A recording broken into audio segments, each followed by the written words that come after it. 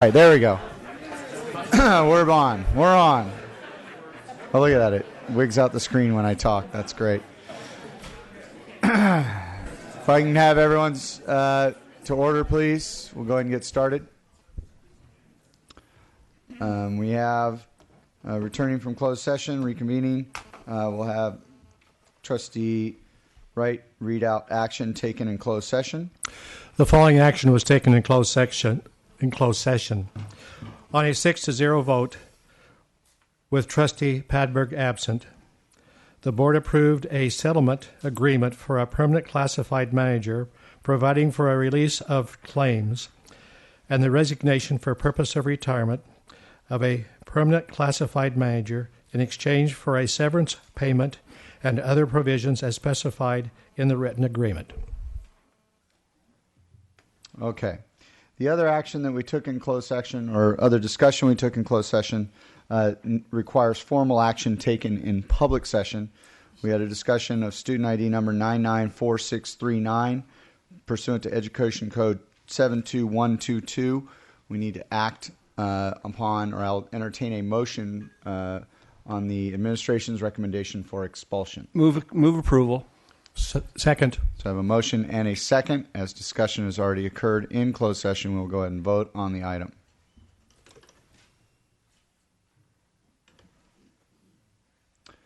We have a unanimous yes vote, 1 trustee absent, and 1 student advisory abstention. All right. Next we have invocation led by Trustee Jemal, and then the Pledge of Allegiance led by Trustee Lang. So this is it's a joyous time of the year. We have had our scholarship ceremonies recently, last week at Saddleback College, and this next week we have commencement.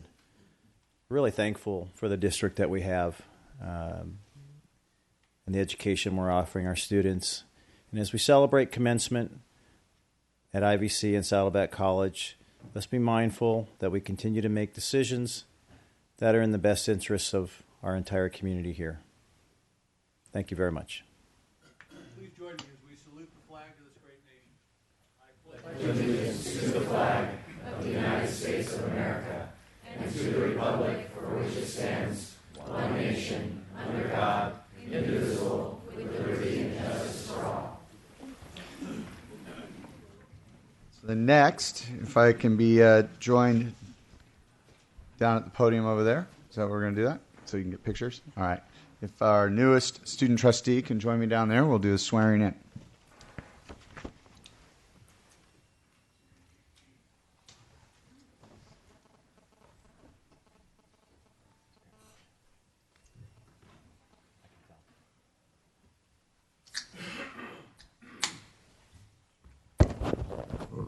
All right. Ready? Yes. Okay. So raise your right hand and repeat after me. I state your name.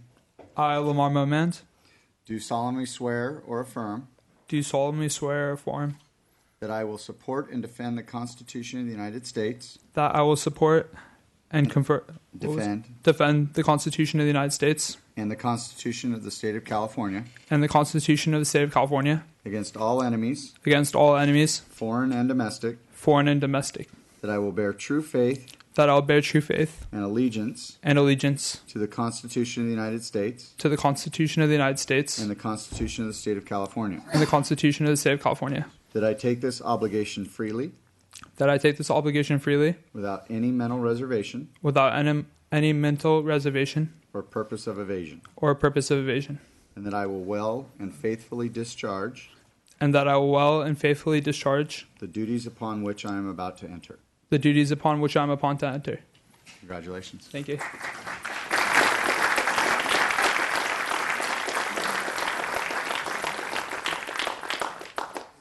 Did you want to have anybody in the audience? I'd like to thank all my friends and family that supported me throughout the whole election process. A lot of my friends really came through and did a lot of work that was kind of hard to take on alone, and so I'm grateful to them. And I'm also really thankful to my brother who's here. It's his 17th birthday, and he made his way out of here for my first meeting. Thank you.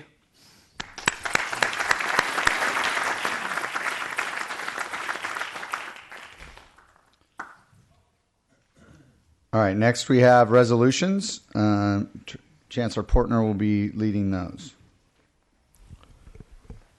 Tonight we have 5 resolutions, so we are going to present a short summary of each. It looks like we have several classified employees to honor. Mayra Arias.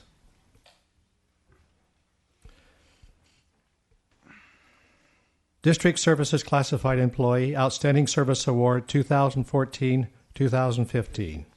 Whereas Mayra Arias, Senior Administrative Assistant in Fiscal Services, has been selected for the 2014-2015 District Services Classified Employee Outstanding Service Award. And whereas Mayra Arias is organized, knowledgeable, professional, and courteous. Not only is she instrumental to fiscal services, but she often helps other departments with Escape, Workday, and SharePoint. And whereas Mayra Arias constantly strives to improve as a senior administrative assistant, completing projects under tight deadlines and taking on assignments that fall outside the scope of her normal job. Therefore, be it resolved that the Board of Trustees and the Chancellor of the South Orange County Community College District do hereby commend and congratulate Mayra Arias as the District Services Outstanding Classified Employee of the Year. We will now proceed with a roll call. Trustee J.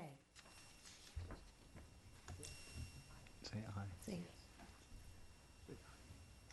aye. Trustee Jemal. Aye. Trustee Lang. Aye. Trustee Milchiker. Aye. Trustee Prendergast. Aye. Trustee Wright. Aye. Student Trustee Momand. Aye.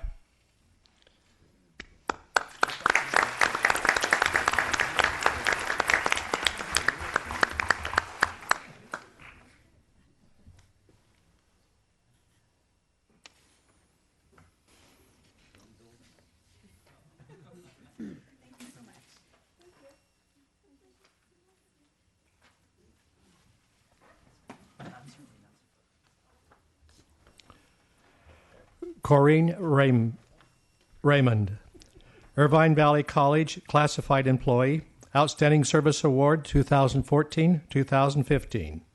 Whereas Corine Reymond, who joined Irvine Valley College in 2004, is recognized as Classified Employee of the Year for her contributions to the college and a shining example of what we aspire to be: skilled, dedicated, well-liked, and immensely respected by her friends and colleagues.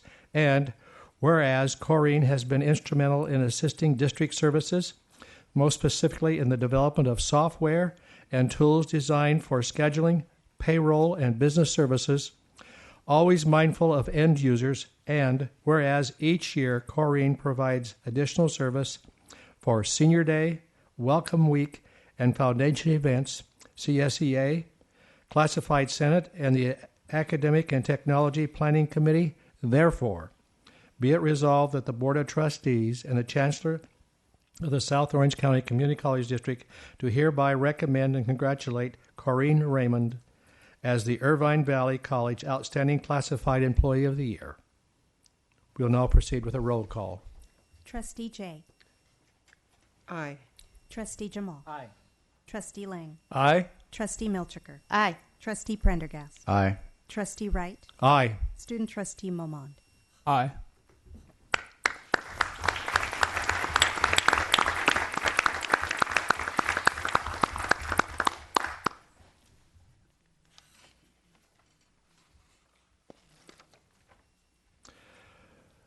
Mark Sierakowski, Saddleback College Classified Employee Outstanding Service Award 2014-2015.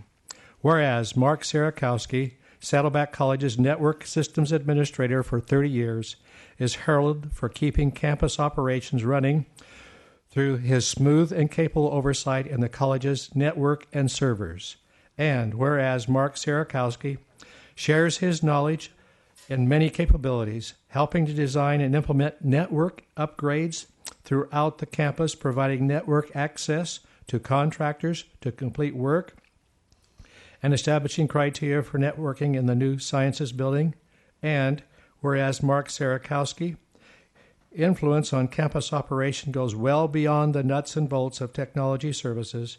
Many do not know that they have him to thank for the college's heating and air conditioning that are controlled through a centralized server. And be it resolved that the Board of Trustees and the Chancellor of the South Orange County Community College District do hereby commend Mark Sierakowski as the Saddleback College Outstanding Classified Employee of the Year. We will now proceed with a roll call.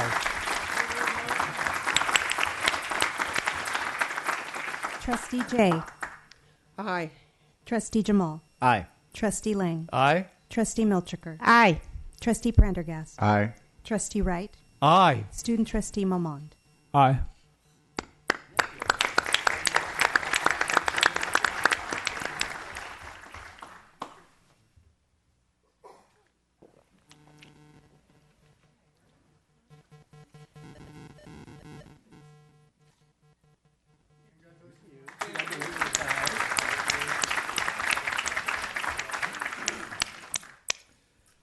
Next we have Meredith, Irvine Valley College, 2014 CCCAA Women's Golf State Champion. Whereas Meredith, a sophomore at Irvine Valley College, won the California Community College Athletic Association Women's Golf State Championship individual title last November at Morro Bay Golf Course, and whereas Meredith followed up her third place finished at the state championships in 2013 with her win in 2014 by shooting an even par 72 on the second day of the tournament to pull away from the field and earn her first state title. And whereas Meredith helped the Irvine Valley College team finish third in the Southern California Regionals at Temecula Creek Inn and Resort, therefore be it resolved that the Board of Trustees and the Chancellor of the South Orange County Community College District do hereby commend and congratulate Meredith for her outstanding efforts as the California Community College Athletic Association's Women's Golf State Champion for the 2014-2015 year and wish her well in her future educational and golf endeavors. We'll now proceed with a roll call. Trustee Jay. Aye. Trustee Jemal. Aye. Trustee Lang. Aye. Trustee Milchiker. Aye. Trustee Prendergast. Aye. Trustee Wright. Aye. Student Trustee Momand. Aye.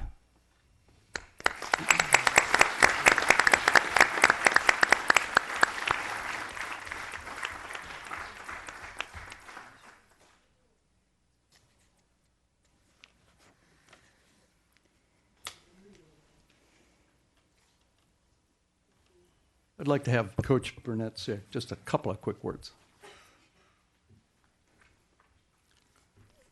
Just thank you for recognizing Leleaga, who came from American Samoa to play for us the past 2 years and was clearly the best community college women's golf player that I've seen at any community college since the state started conducting this program. So she might be a little bit shy about speaking right now, but she's not shy in the golf course, and we look for great things in the future. Thank you for honoring her.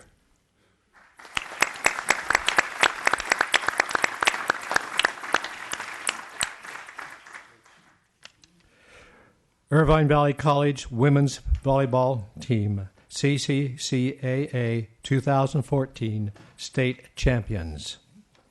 Whereas the Irvine Valley Women's Volleyball Team, which included players Samantha Holdridge, Hannah Matt, Kayla Chevelle, Juju Cannon, McKenai Wall, Kobe Pekich, Carly Peterson, Shaylin Perez, Annie Mitchum, Emily Ryan King, Samantha Goodman, Marlessa Doran and Haley Jones, and Coach Tom Pestalacci, Ki Yi, Rich Brown, Butch May, Cal A.O.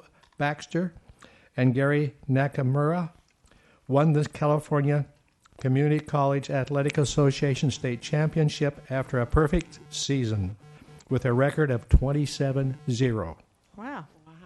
And whereas the team was led to success by two-year National Player of the Year and Orange Empire Conference Most Valuable Player Annie Mitchum, all regional and two-time all-conference players Marissa Doran, and all-conference players Haley Jones, Kobe Pekich, and Hannah Matt. Therefore, be it resolved that the Board of Trustees and the Chancellor of the South Orange County Community College District do hereby commend and congratulate the IVC, or Irvine Valley College women's volleyball team, as state champions.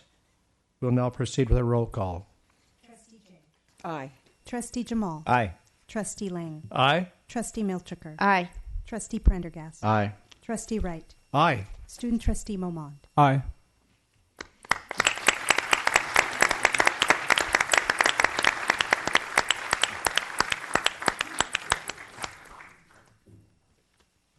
Going to have Coach Pestalacci say a couple quick words.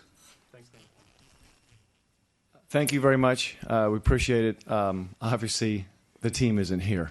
They're all studying. It's finals week. Our team was a school scholar athlete team. Team GPA is a 3.3, and so they're doing all they can to maintain that. Wonderful group of kids. We always tell them a lot of things, but it's about being a great teammate, and that was the most enjoyable part of the season. Is we have great kids that are moving on, that are not just good on the court. They were great on the court, but they're great off the court, together, community, all that. And that's what makes it so fun for me. It's not because we win. That's based on our talent, and we had a lot of talent. But it was just a really fun group. And I'd like to point out a huge reason for our success in all of our sports is Dr. Keith Shackelford, wherever the heck he is. There he is. And it's just, we have a lot of fun there. So thank you very much.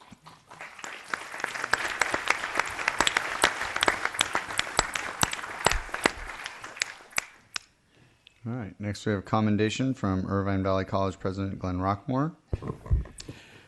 Thank you very much, President Prendergast. First up, the first commendation is presented to Dr. Craig Hayward. This is in honor of receiving what's called the RP group. It's Research and Planning, a statewide group. And this is an award for excellence in research on the regional and statewide project for a study titled Curricular Redesign and Gatekeeper Completion, a multi-college evaluation of the California Acceleration Project. The criteria for selection included excellence in the following categories: innovation, strong research and assessment methods, facilitating evidence-driven planning and decision-making, diversity, meaningfulness, communication, and partnership collaboration. Congratulations, Craig.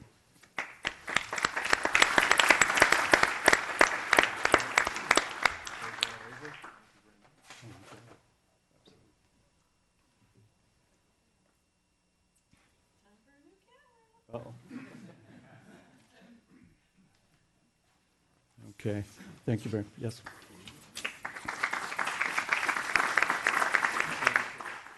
Our second tonight is presented to the IVC Speech and Debate team for winning double gold in debate and overall sweepstake points at the 2015 Phi Rho Phi Pi National Tournament in Cleveland, Ohio, and it is the fifth consecutive year that the IVC forensic students have won both sweepstakes trophies in their division.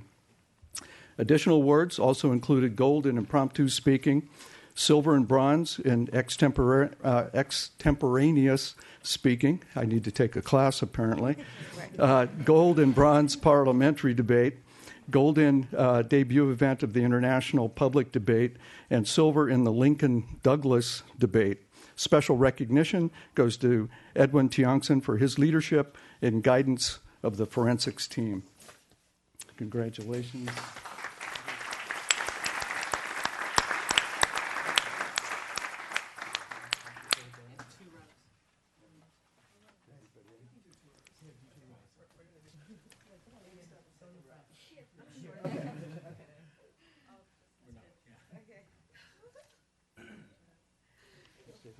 And if I can, since he did bring a team, I'd like him to introduce everybody.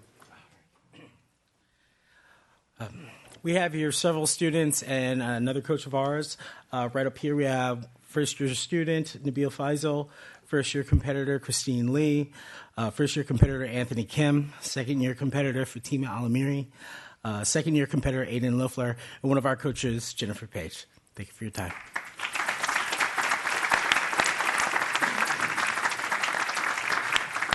Next, we have a commendation from Saddleback College President Todd Burnett.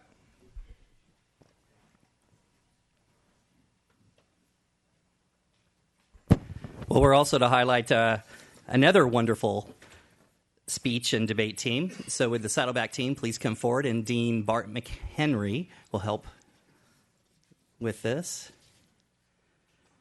Well, good evening. First of all, we want to congratulate the Saddleback College Speech and Debate team that are all walking up, as you can see. They placed fourth at the Pyro Pie National Tournament in Cleveland in April. The students placed fourth out of 59 colleges and universities overall in what's called the Large School Division Sweepstakes, which is the most difficult competition level.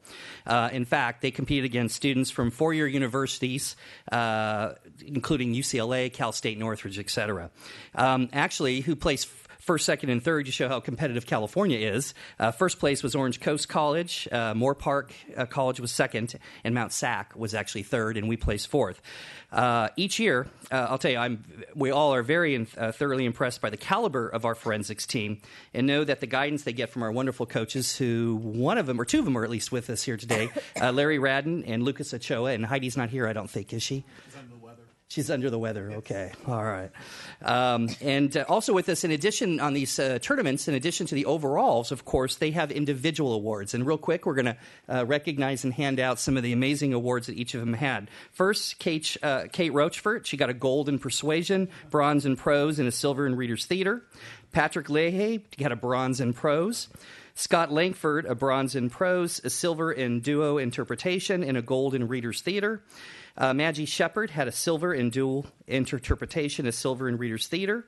Alex Sherwood, a bronze in informative, and a silver in international public debate. Ken Karadang had a bronze in informative, a bronze in parliamentary debate. Mackenzie Levesque, bronze in parliamentary debate. Salmon Recchia, a silver in reader's theater. Taylor Stickle, a gold in Reader's Theater, and Dante Johnson, also a gold in Reader's Theater, and Adam Duarte, a gold in Reader's Theater. Were you on the same team? I figured, all gold. And additional students we have here with us tonight is Rayana McBride and Erica Flores that were part of the team as well. So we're very pleased to present to the faculty also another certificate commendation for the overall achievement. Thank you.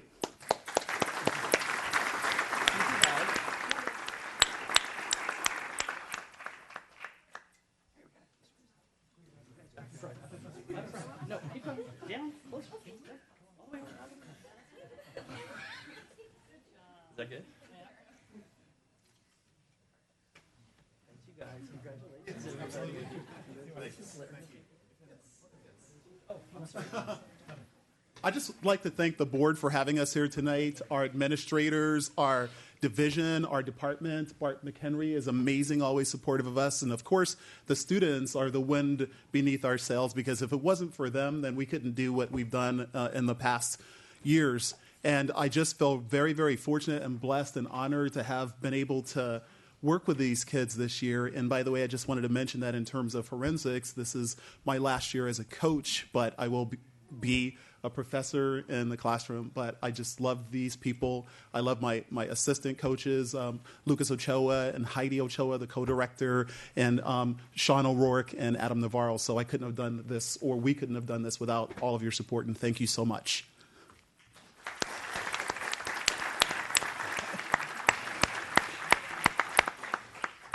Okay, next we move to public comments. Reminder that limit to 2 minutes, please. Have a Mark McElroy. It says for 4.1, do you want to speak now or wait until that item comes before the board? Okay. And then on deck we have Jim Leach. Hi, I'm Mark McElroy, and I'm a faculty member here at Saddleback College. And I just want to let you know how proud I am to be a faculty member here, and all the students up here from both colleges are a perfect representative of what I'm talking about. there are so many people here on this campus, as I've been here for the last 16 years, work really hard in the interest of student success and work real hard, whether classified, management, faculty. There are some wonderful people on this campus, and we have a great college here at Saddleback College that I'm real proud of. And I just want to tell you, I was a student athlete here back in 1979 and 1980. And at that time, we were promised that we were going to have an athletic stadium built. And, well, it's better late than never, I would think. Back in that time, that's what we were told we were going to have happened. And now that we've gone through the process with the support of the Faculty Senate and the Classified Senate and gone through the whole process through the college, it looks like that could happen. And I just want to let you know how excited I am, because that is the biggest facility on campus that would bring in the most people that would get their first taste of Saddleback College. And that taste would be great, having the opportunity to have things like bathrooms inside the facility and not having to sit up in the grass and so on, like I've been at some of the games. All I can tell you is that it's going to be a wonderful facility that's going to reach out to our community and our college and continue the already great student success that we have. Lastly, I just want to say this, is that I can't tell you again enough how proud I am to be a faculty member here, because there are a lot of people behind the scenes that work hard and do things that we don't even know about. So that's all I have to say, is just want to thank you in looking at that recommendation. Thank you. Jim, and then on deck we have Eva Serafin. Mr. President, members of the Board of Trustees, my name is Jim Leach, and I'm privileged to be the President of the Board of Governors of the Saddleback College Foundation. I'm here this evening to give you a brief report on our recent scholarship event here at Saddleback and speak briefly about the work of the Foundation. Last Friday, roughly 700 students, faculty, parents, and family were on hand for our annual event. We were most gratified to have Vice President Jemal and Trustees Marsha Milchiker and Dr. Barbara J. on hand, along with Chancellor Portner. We awarded some $700,000 in scholarships to over 400 students in a wide variety of studies and disciplines. It was a great event, and as usual, we were moved by the stories that were shared by several of the scholarship recipients. It's an extraordinary privilege for me, and I think I speak on behalf of my colleagues on the board, to be a part of the effort to raise these funds and see the impact that all of our efforts, from the faculty and staff here at Saddleback, the administration, Board of Trustees, President Burnett, and of course the Foundation Board and staff. I'll take this opportunity to call out two faculty members in particular who not only give of their time to the Foundation, but are also donors, Dr. Morgan Barrows and Dr. Jeannie Harris Caldwell. We very much appreciate the role the faculty at large plays, not only in the success of the Foundation, but in student success. Morgan and Jeannie are just outstanding leaders on our board and wonderful colleagues in our efforts. I'd like to note that the Foundation is planning our annual board retreat for June the 5th. It's a time when we celebrate our success in the past year and plan for our success for the coming year. We'd be delighted if any of you could join us for any portion of that day. It's June the 5th at the Murray Center in Mission Viejo from 8 a.m. to 4 p.m. And finally, I want to thank staff and ultimately the Board of Trustees for including the athletic stadium in the basic aid allocation recommendations for 2015-16. I've been here before you a few times over the past few years to talk about the Foundation's focus on what we can do to participate in this important renovation. And last year, the Foundation pledged to raise $500,000 toward the stadium.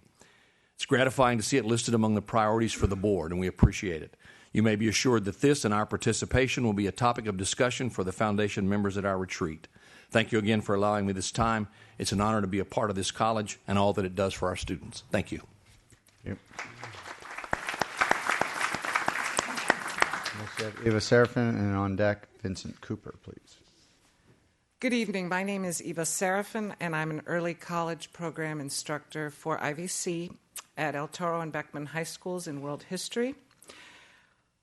I've been doing this for a number of years now after I got my PhD. I love to teach more than anything else. I'm a Soviet historian, so research is no fun in many ways. And I just really love to teach. And my mother would say this is tasteless, being a European, but I teach 7 hours in lecture, and I don't mind that it's at dawn because I enjoy that. I answer emails and revise essays before they are turned in from 4 o'clock in the morning to 8 o'clock at night on my constant companion, my laptop. I rewrite my lectures every year. For example, I just had to rewrite my lecture on ISIS because what I said last year was completely wrong.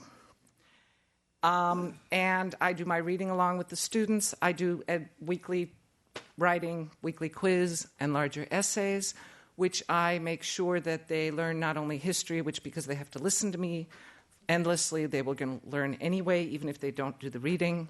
But I try to teach them how to write because I struggled for so many years with my 800-page dissertation. And I net $1,200 to $1,300 a month for that. I don't think anybody's ever said that. My husband, luckily, is subsidizing this college district's use of me, and I'm on the highest pay grade because I have a PhD and I've been there now since I think about 2007. $1,200 to $1,300 is deposited every month into my account. Think about that. I pay $1,400 rent and I'm raising 2 teenagers. So that's all I have to say. Oh, and Trustee Prendergast, I'm so sorry I showed your daughter Gods Must Be Crazy before you had a chance to. I understand the joy of showing true culture to her. My apologies. That's all right. Thank you.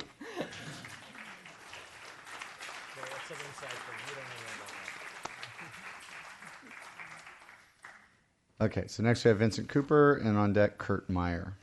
I'd like to ask Dr. Roquemore and Dr. Schmeiler to come up to the podium, please, real quick.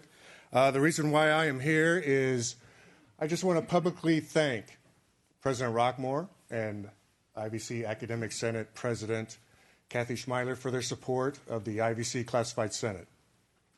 The past 2 years, we've accomplished quite a bit with their leadership. We've had some cultural changes on the campus. We went from a one-chair system to a 2 co-chairs for our college council and for our steering committees. And I feel that has greatly enhanced our communication and our efficiency in making work in our committees.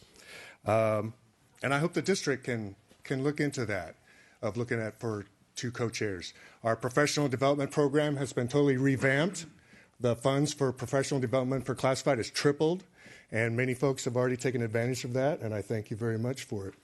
So the certificate is appreciation, and it says for your outstanding performance and high level of contribution, along with optimum dedication and esprit de corps for the Irvine Valley College Classified Senate.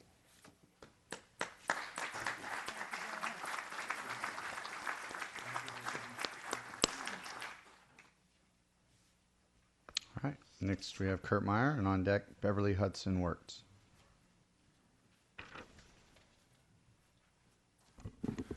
Good evening. My name is Kurt Meyer. I'm a professor of English at Irvine Valley College, and I appreciate the opportunity to speak with you tonight. For nearly 18 years, I have dedicated myself to serving Irvine Valley College and the South Orange County Community College District. Many of my colleagues have. And many of them, like me, are stuck or soon will be stuck on the last step of the salary schedule column we find ourselves in.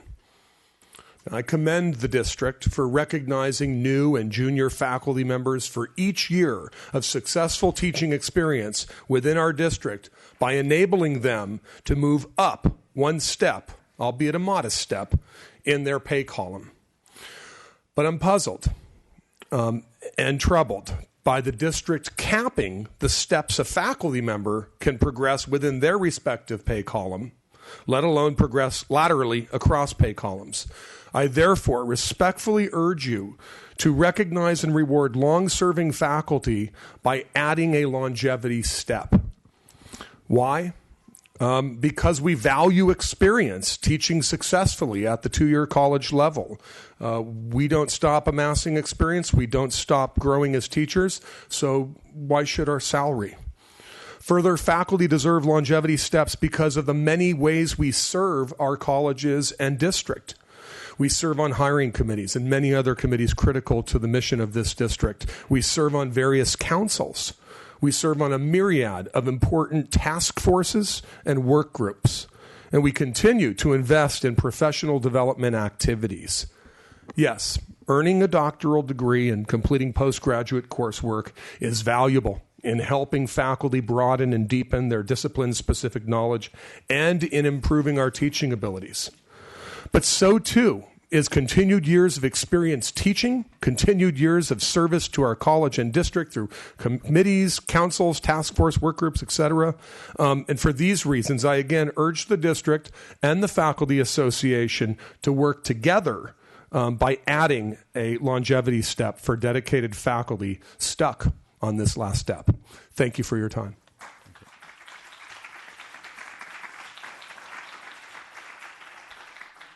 So next we have Daniel Hogan, and we on deck.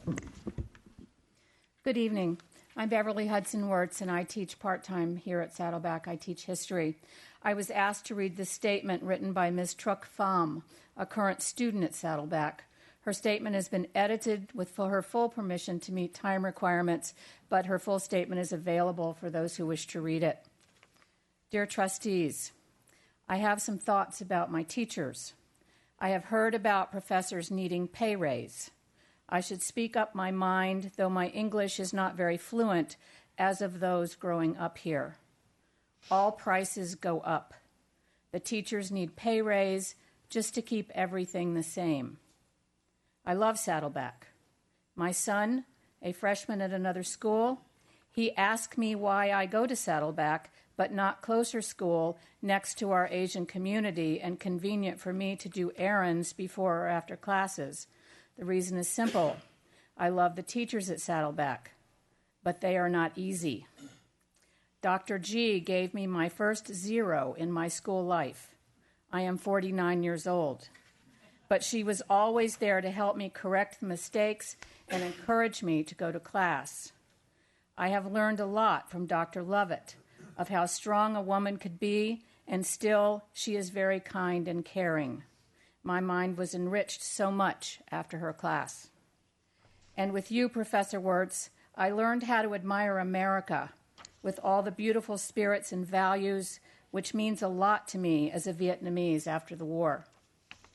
Without these teachers, this school is still an excellent school, but I would have less motivation to come back and take classes. I do not want any of them to leave. Sincerely, Truck Pham.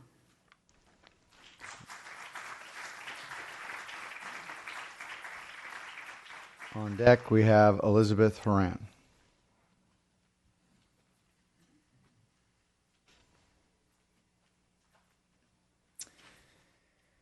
Hi there, my name's Dan Hogan, and I appreciate the chance I have to talk tonight. I've taught at Irvine Valley College for 3 years, and so I'm kind of young, but I work hard, typically somewhere between 60 and 80 hours a week when you add in grading 15 to 20-page research papers, which are required by the student learning outcomes in the courses that I teach at Irvine Valley College. I just wanted to share a few things. My office is the coffee bean on the corner of Alton and Jeffrey. I tell students that if they need to meet with me, that I can cut out some time on a Saturday and meet with them, which is where I was last Saturday for 2.5 hours going through student essays with my students, because I do not have office hours and they do not have access to me outside of class like they would with a full-timer. But I don't think that's fair to them that just because I'm paid part-time that they don't get access to their professors outside of class. I think it's unfair, and they deserve what the full-timer would be able to offer them. I do this not because I get paid for it. I do it because I know that they benefit from it.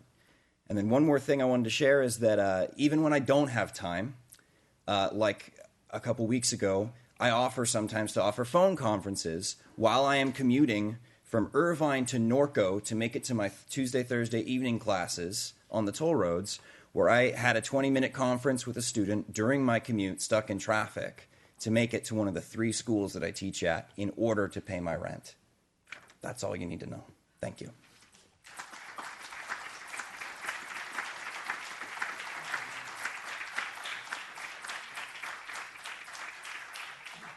Okay. On deck, we have Margot Lovett.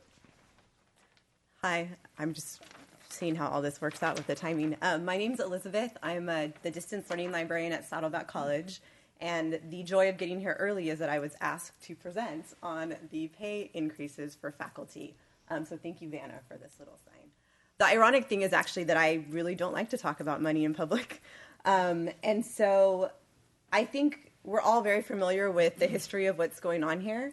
And so the thing I do just want to talk about is a thing that I've come to believe about myself, which is that my actions say everything about me.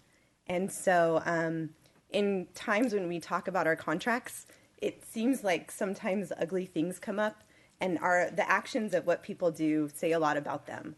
I know that right now there's a lot of communication going back and forth.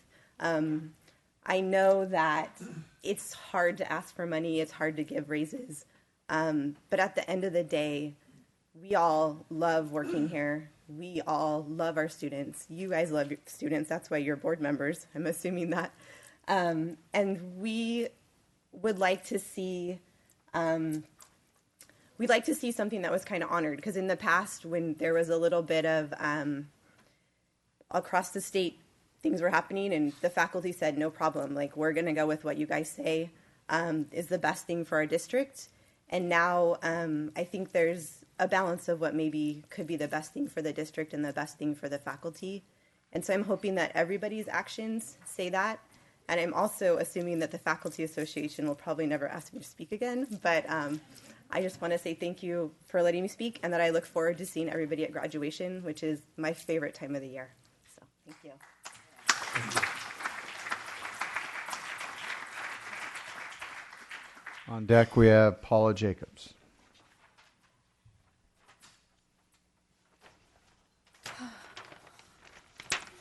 Good evening.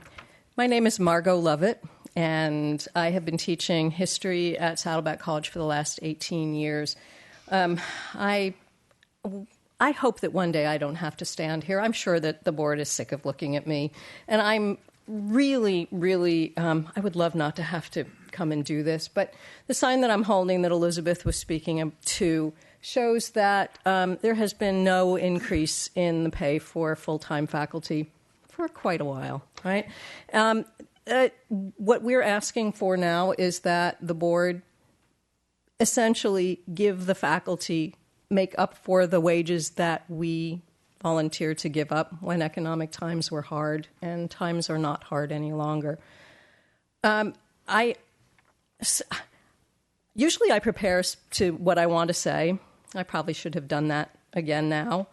But honestly, I don't know what else we can say. I think that every argument that could possibly have been made has been made. We have spoken about the appalling situation of our part-time faculty. We've spoken about our full-time faculty. We've spoken about student success. We've spoken about our dedication to our students. Honestly, I think that everything that we could possibly have said, we have said. And now I would hope that the board will find it within its purview to negotiate a fair contract by the time the next board meeting in June. Thank you.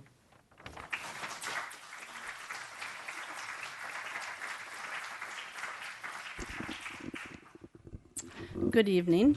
As you know, I've been here many years. I came when it was still the Saddleback Community College District. I came from the Santa Clarita District, College of the Canyons, where I had been a full-time faculty member. And it was at that time we often lured faculty away from other districts. I look out in the audience and see my colleague Loma Hopkins, who was lured away from Chaffey College.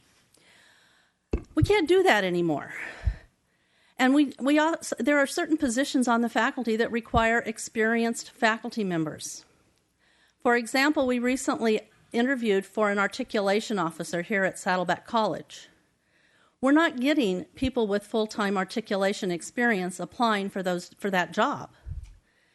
4 years ago, we hired an articulation officer with minimal experience, and now here we are again looking for an articulation officer. There happens to be an excellent articulation officer down at Miracosta who just happens to live in San Juan Capistrano, but when asked if she'd be interested in our position, she took a look at our salary schedule and said, "Are you kidding? I'll take a $30,000 a year cut in pay to come to Saddleback. I think I'll keep commuting to Miracosta." It's time for a raise for the faculty. We are no longer competitive. We need to be able to hire and retain excellent faculty members We need to be able to reward those who have been here for many years. I hope that we can get serious about settling this contract and give the faculty a reasonable raise. Thank you.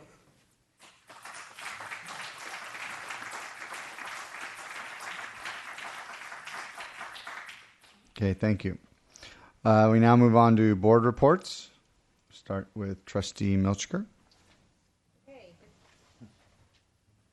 As a number of people said, this is an incredibly busy time of the year for us, which is going to be culminating in commencement at the end of the week, and they have a lot of wonderful events where we actually get an opportunity to meet with the students, to see some of our staff, our professors, our administrators, and the many people who work with our students, and we actually have an opportunity to see the culmination of all of our hard work, of everyone's hard work.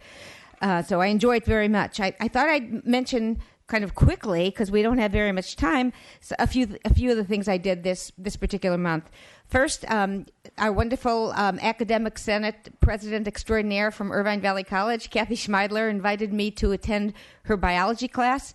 I attended. It was a human biology class, and she had purchased what they call a pluck from the slaughterhouse, and brought it to the class, and she was able to blow into the trachea and actually inflate the lungs, and we all had an opportunity to do that, and what a wonderful opportunity for our students.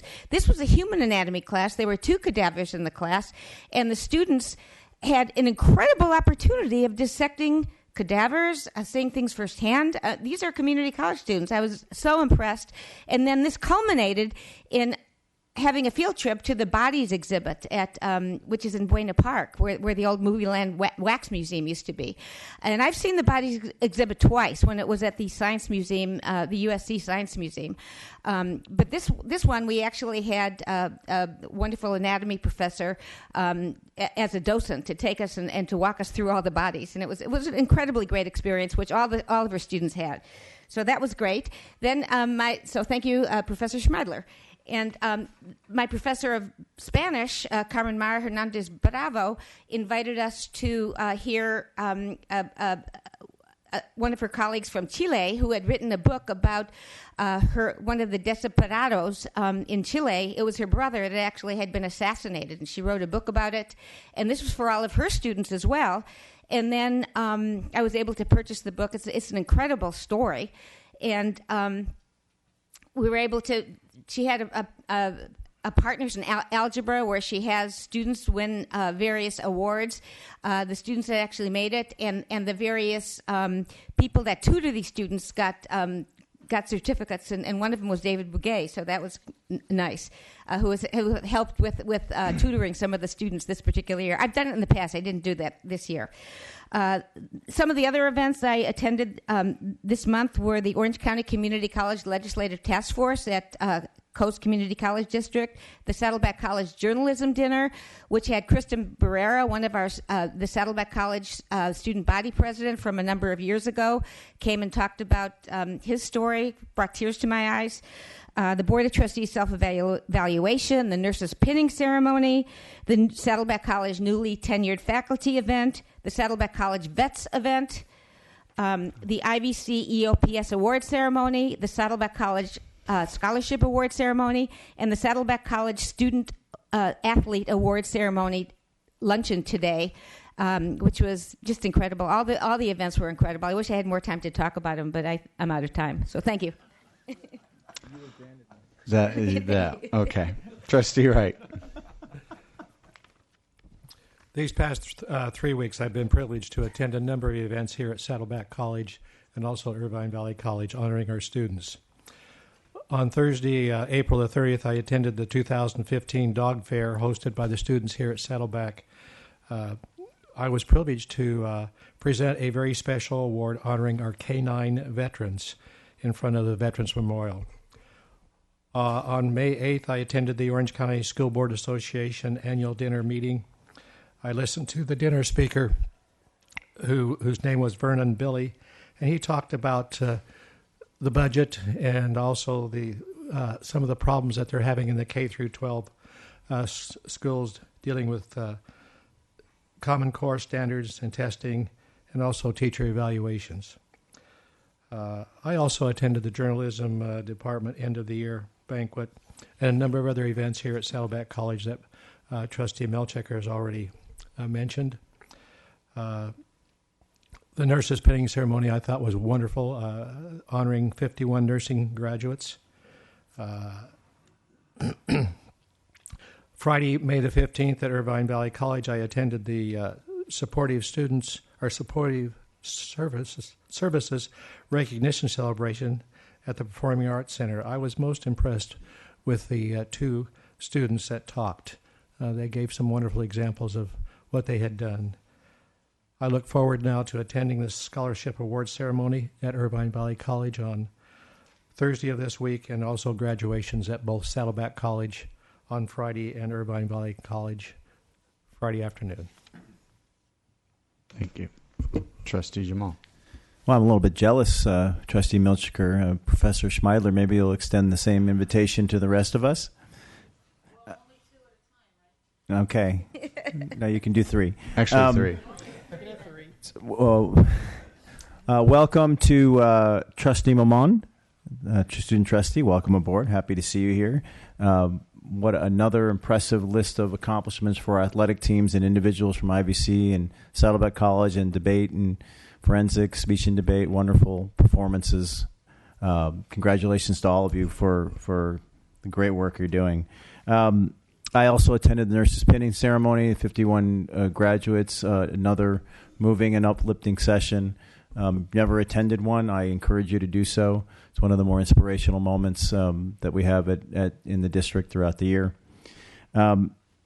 I also attended, as Trustee Melchiker alluded, we had our board self-evaluation session. And this is something that this board takes very seriously.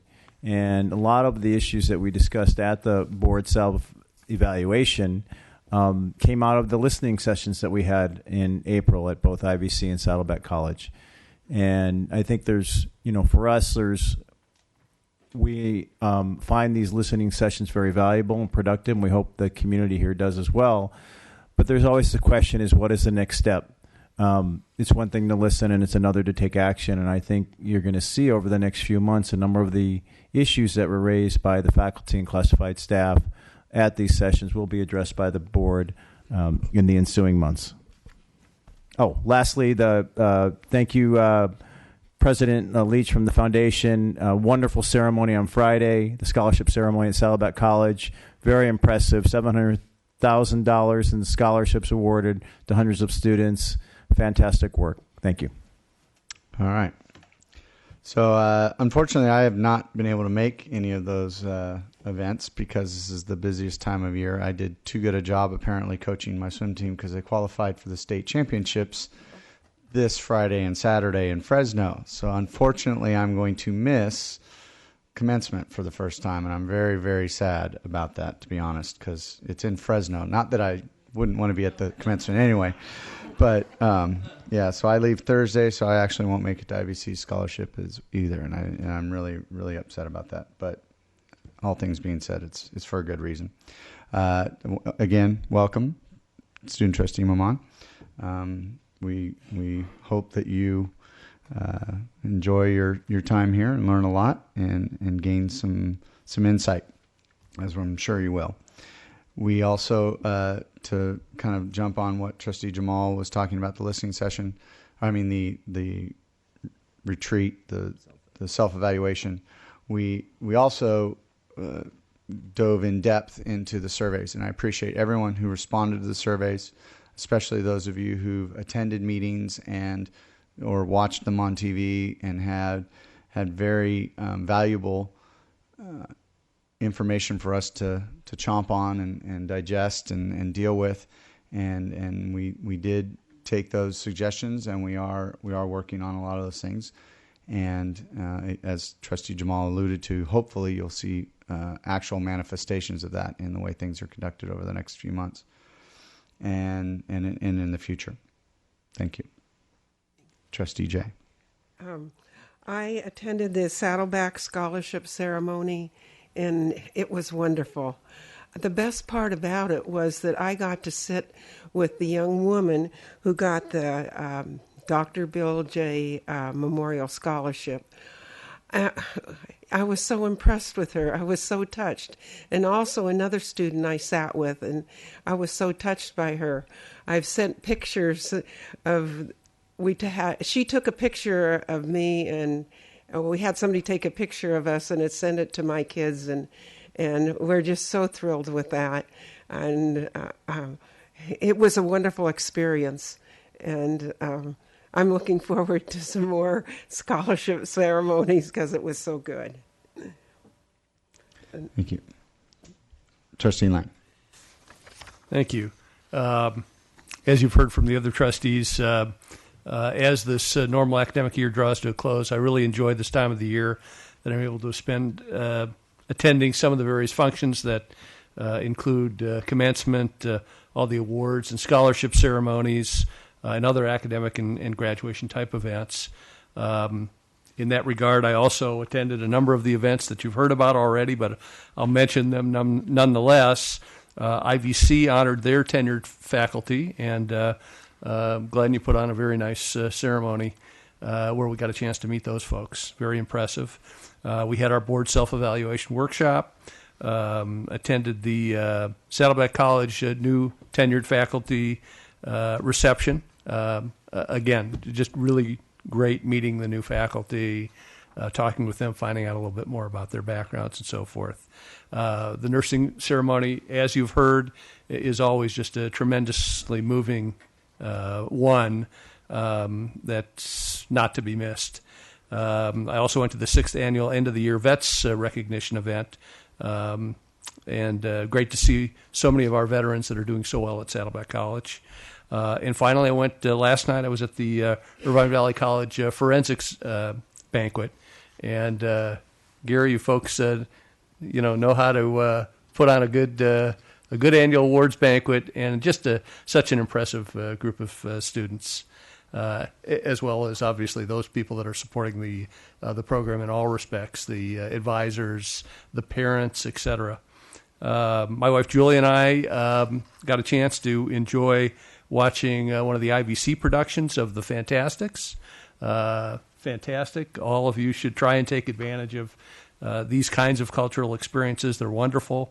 And all of these functions really just reinforce the high quality of the faculty, classified staff, academic administration, and support personnel that we're fortunate to have in this district, the excellent students that we serve and educate, and all the lessons we learn from them and from each other.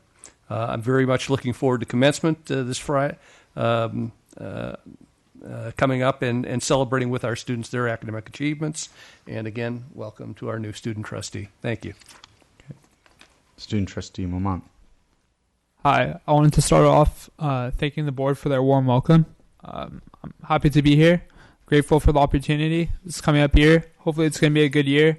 I really hope to make sure that I keep correspondence with both colleges this year and make sure that the students are really well represented this year and that their interests are known to the board. Thank you all. Thank you. Chancellor Portner. As has been noted several times already, commencement is coming up this Friday.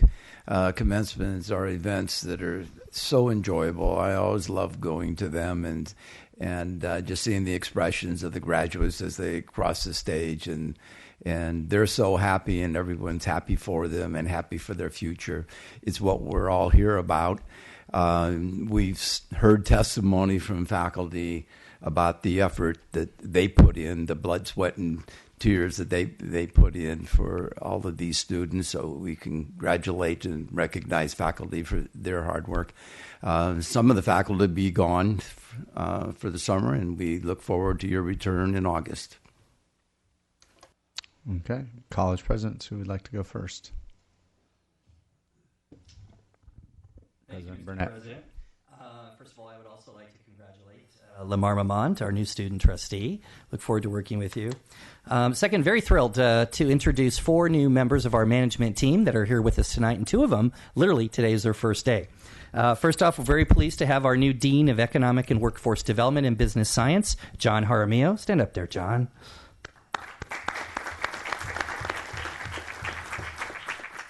Next, he's a familiar face, of course, but we have our permanent Dean of Advanced Technology and Applied Science, Tony Tang.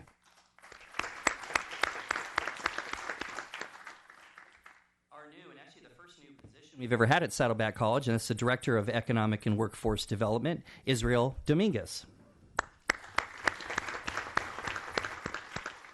Once again, a familiar face, but just to congratulate and to introduce our permanent Chief of our Campus Police, Pat Higa.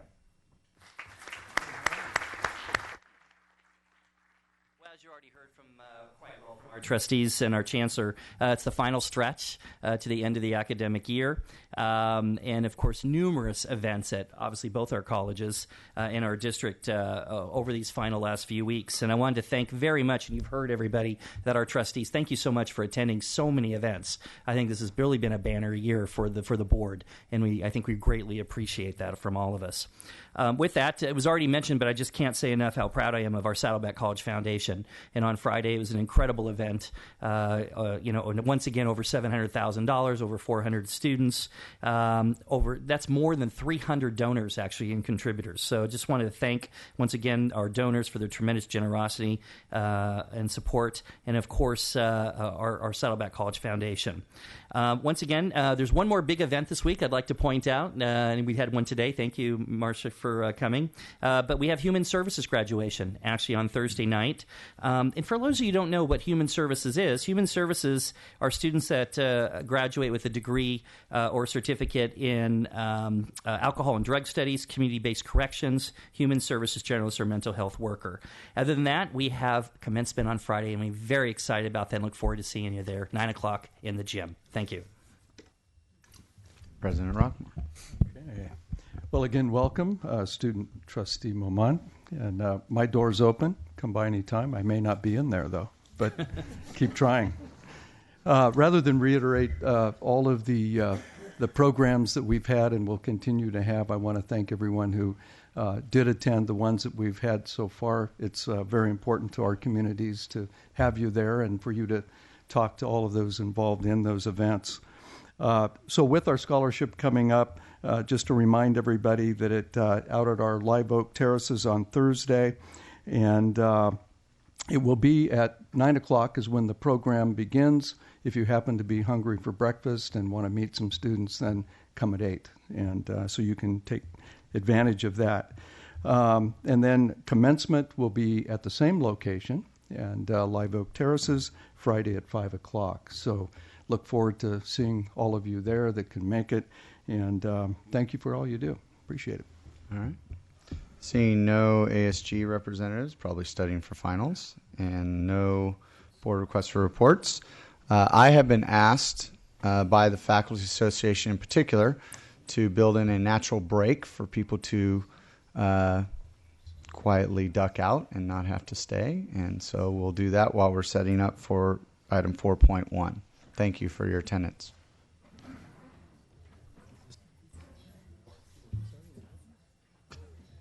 Thank you for your attendance. Oh, yeah.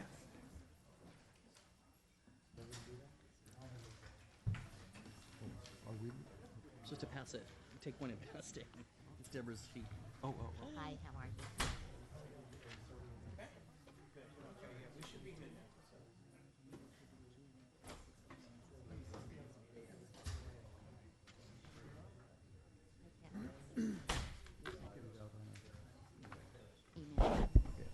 We'll have signing.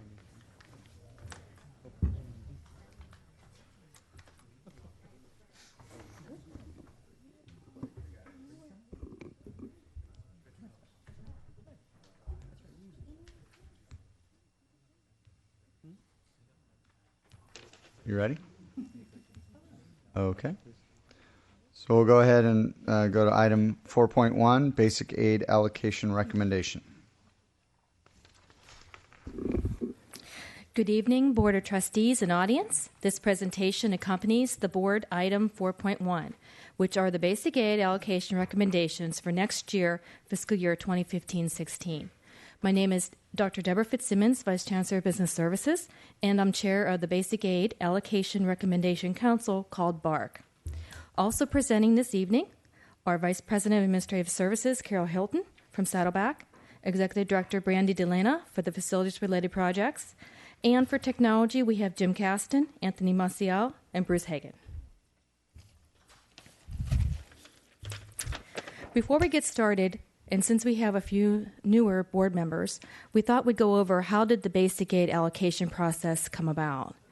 And it's only been a few years. In February 2011, you might not be aware, but both IVC and Saddleback were placed on warning by ACCJC, with 6 recommendations, several involving the need for comprehensive district-wide planning that drives resource allocation.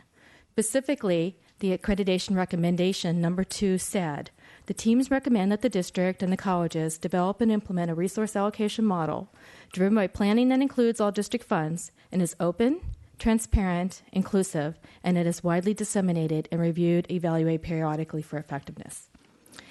At that point, the accreditation recommendation number 2 committee was formed, and they had to address the issue.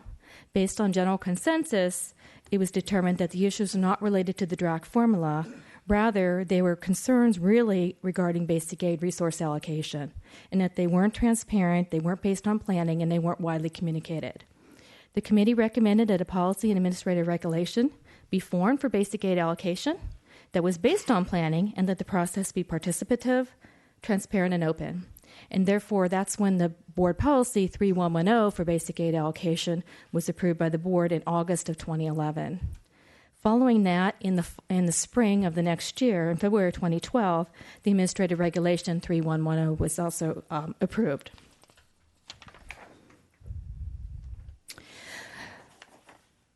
Only one-time projects are to be funded by basic aid monies, according to the BP, and this was to protect the district and colleges and to be fiscally conservative.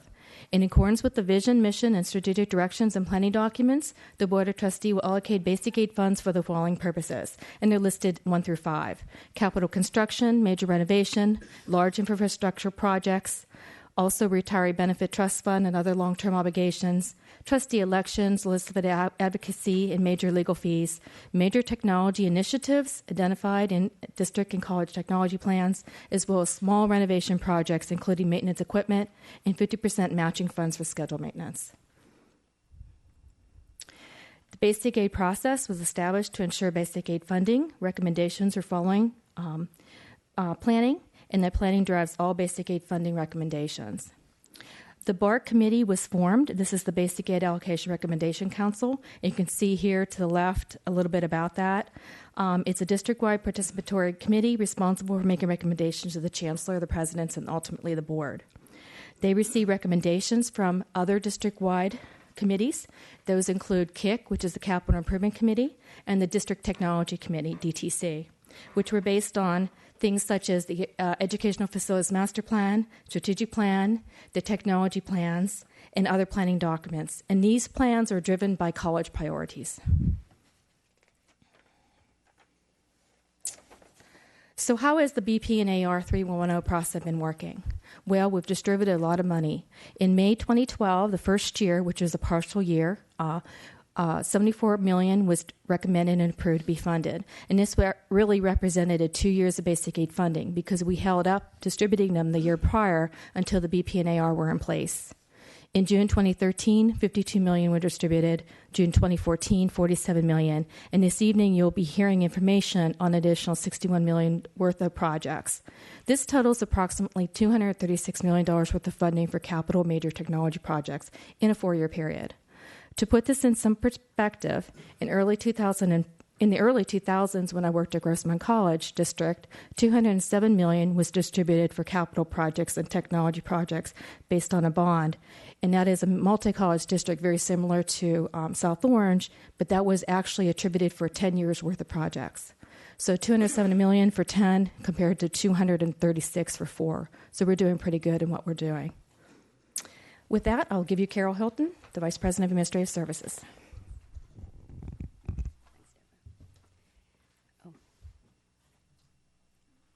Okay, thanks, Deborah. So with that, we're asking how has the process been working? Well, we talked about the need of this for accreditation, but I can tell you from the perspective of the colleges, this process has been really wonderful because we truly understand, we have a lot of input, a lot of dialogue from all sections of the colleges and district services, and the results of this process are based on a consensus of everyone. And so it's very transparent, and so I can just tell you, having worked in the district for quite some time, this is an excellent process. And I think it's actually a model process, not just for accreditation, but I think for any kind of a resource allocation process. So we've been doing this for 4 years, and the feedback has been extremely positive. And every year we do an annual review where we actually have individuals fill out surveys, and then we review those surveys. And so we're continuously committed to improve this process, because what we want is in 5 years or 7 years, when some of us may not be here, that someone can pick this up and know exactly what it means, so that the language is very clear in the process. And in such a complicated process like this, that's what we need to have. And so we will again conduct our annual review this year, and we will clarify some language that, again, we brought up this year. So where am I? Okay, I'm trying. Yeah. Not working.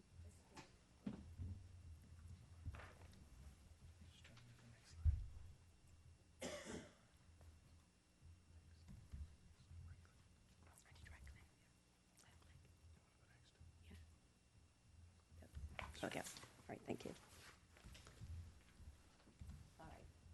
Oh, still not going. Next slide.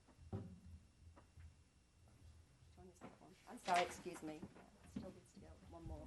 Yeah, it needs to go to this one. Okay. All right. Oh, no.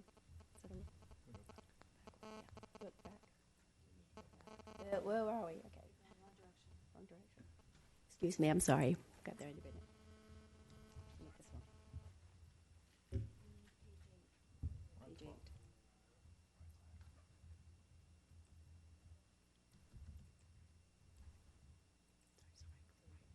There we go. Okay, we got it. So this process didn't work very well. I'm sorry. We need to improve it. Okay. So with that, BARC, the Basic Aid Allocation Resource Committee, met several times this spring semester. And what happens is the colleges come up with their priorities through their shared governance processes. We then submit our items to the District-wide Technology Committee and the Capital Improvement Committee for Facilities and Technology. And then those processes culminate in the BARC process. And so we meet consistently during the spring semester, and we finalize our recommendations to the Chancellor, and this year it was on May the 11th, because we aim for the board meeting in May, so that we can then include the recommendations, if approved, in the tentative budget. And so during this process, we keep the Chancellor and the President apprised of where we're at. And so by the end of this process, there's no surprise, and then the Chancellor and the College Presidents at this point support the recommendations from BARC. We strictly follow BP and AR 3110, and in fact, at the beginning of the process, when we have new members, we review all of those BPs and ARs with new members of the committee to make sure that they understand. I have to say that we do have lively dialogue, but we're very collegial and professional, and I believe that we ultimately, some years one college gets more, some another, but ultimately it's about serving the students in the district, and that's the important thing and the overriding goal. And so the final recommendations really were very mindful, a lot of dialogue and a lot of discussion, and also relating to our integrated planning efforts.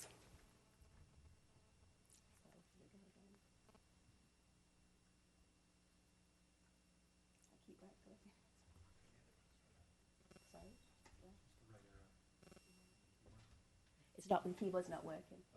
Yeah.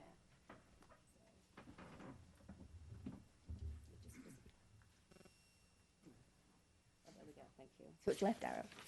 Okay. Okay, thanks. So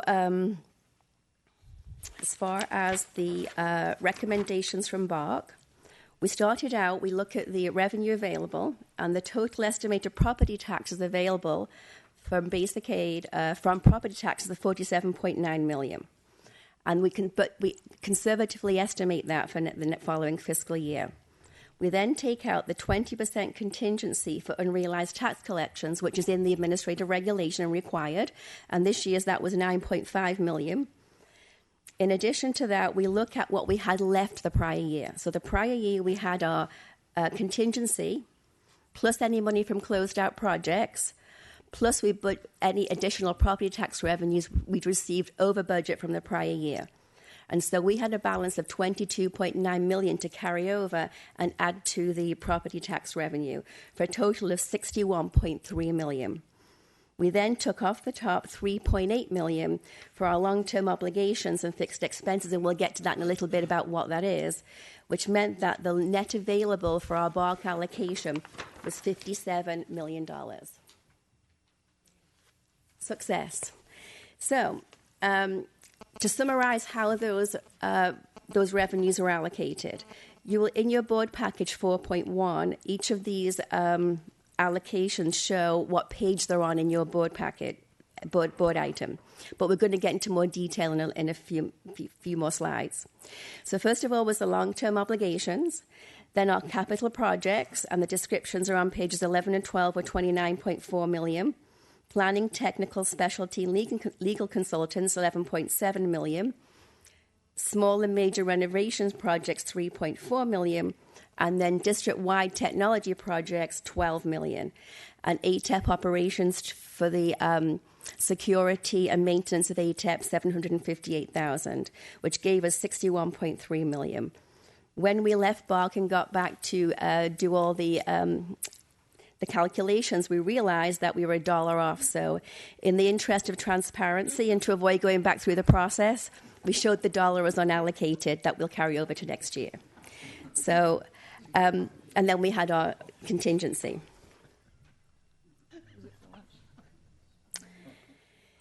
So the next few slides will give you more detail on each of those allocations, but we'll start with the long-term obligations.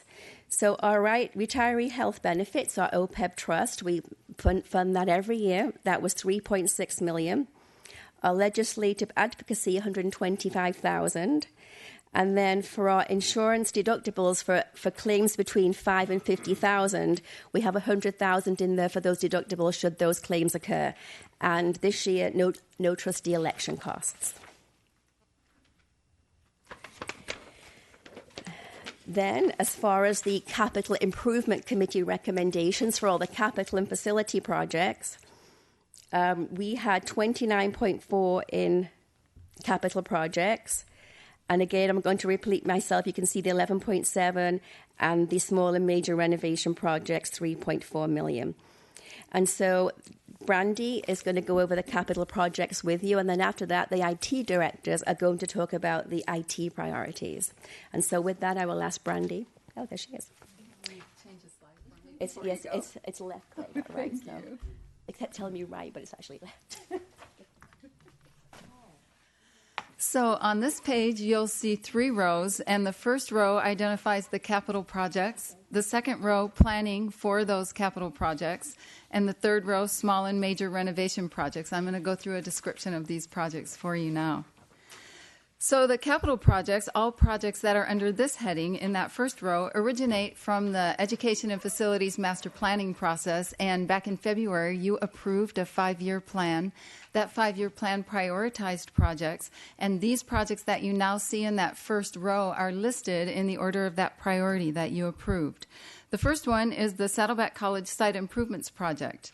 This project will provide partial correction to Saddleback College storm drain deficiencies, relocate athletic practice fields, throwers parks, create new surface parking, upgrade the upper quad area. This project received funding previously, has been in programming, and this year the funding request aligns the project budget with the full scope of work identified by the criteria architect. So it's an augmentation to the funding you've already approved. IVC new ATEP building became necessary during the land exchange when buildings were exchanged with the city of Tustin. Now, we lease those buildings and have that ability until spring of 2018. So we're rushing against the clock. This year's funding request will address a parking lot that is associated with that first building. You've already funded the building, and now the parking lot this year, and next year we'll be asking for furniture, fixtures, and equipment. The next project is the IVC New Service Parking Lot, Phase 1A.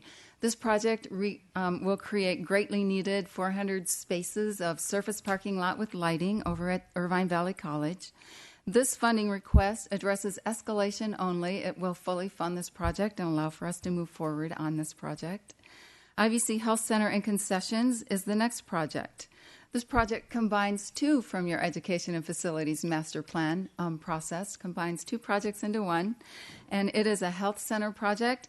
It combines new baseball restroom bleachers concession project, and then only a portion of the new student services expansion annex, and that portion would be the health services portion.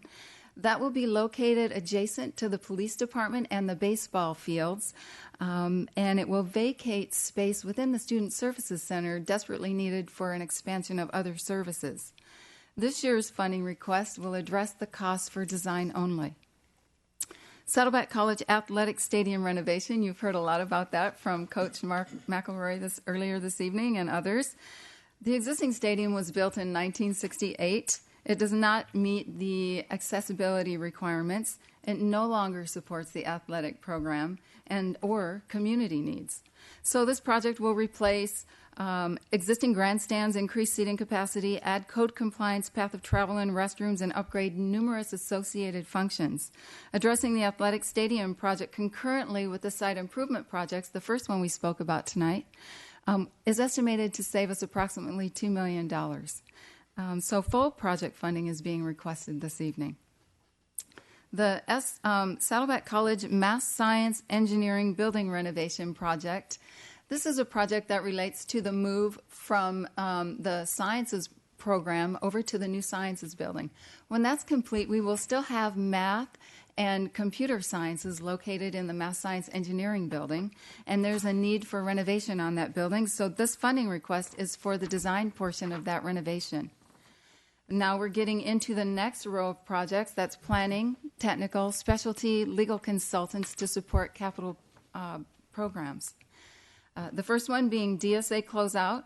In 2010, community colleges were identified to have 1,130 uncertified projects statewide. These are projects that boards are liable for.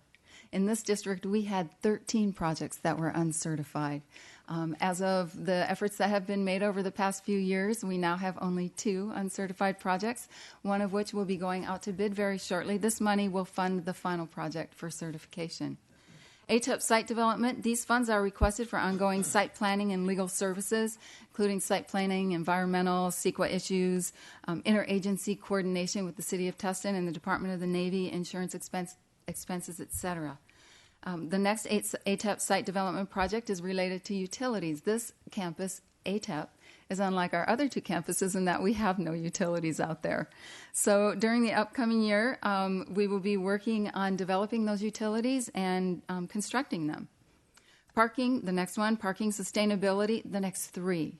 Parking sustainability and ADA plans. These are all predecessor plans that will lead then into our education and facilities master planning process in the following year. And then the last one for this row is the data center project over here at Saddleback College. The IT department identified a need for new facilities for their main frame technology facilities, and they're going to be reviewing different alternatives this year to determine the project scope. They're going to evaluate some different options, and then they're going to identify costs. Now the next row. Small and major renovation projects, you see 4 there. And the first one is an augmentation to an existing project. Saddleback College has a fine arts HVAC project that's underway right now. It's primarily the replacement of heating, ventilation, air conditioning systems. Along with that, duct replacement and the associated interior improvements. Additionally, there's a few aesthetic improvements that will happen in that project. However, when we put this project out to bid this year, it was determined that the architect underestimated the project in relationship to the scope. They underestimated it by approximately $5 million. And Saddleback College, through the process, this BARC process is great in identifying where priorities are on basic aid allocation resource. So it's really great in identifying where the priorities are. Saddleback College decided that they would reduce the scope and make the project compliant, code compliant, and ask now only for the 2.7 that you see here, 2.75. The next project, Saddleback Cafeteria Upgrades. If you've ever been in the Saddleback Cafeteria upgrade, you are saying yay right now. And this project is to investigate the design and the potential for the new facilities. The next one, IVC Key Fob Project. Just like when you come into this building with your cards to get onto the third floor, we're working on making all the facilities, both campuses wide, have key card access. This is the beginning of that process for the IVC campus. And then district-wide union relocation is the last project on the list. You approved $100,000 for this project last year. This is an augmentation. When it went out to bid, again, we discovered that it was underfunded. And so once we finish the funding on this, we'll also be able to finish the construction. Now I'm going to turn the microphone over to Jim Gaston.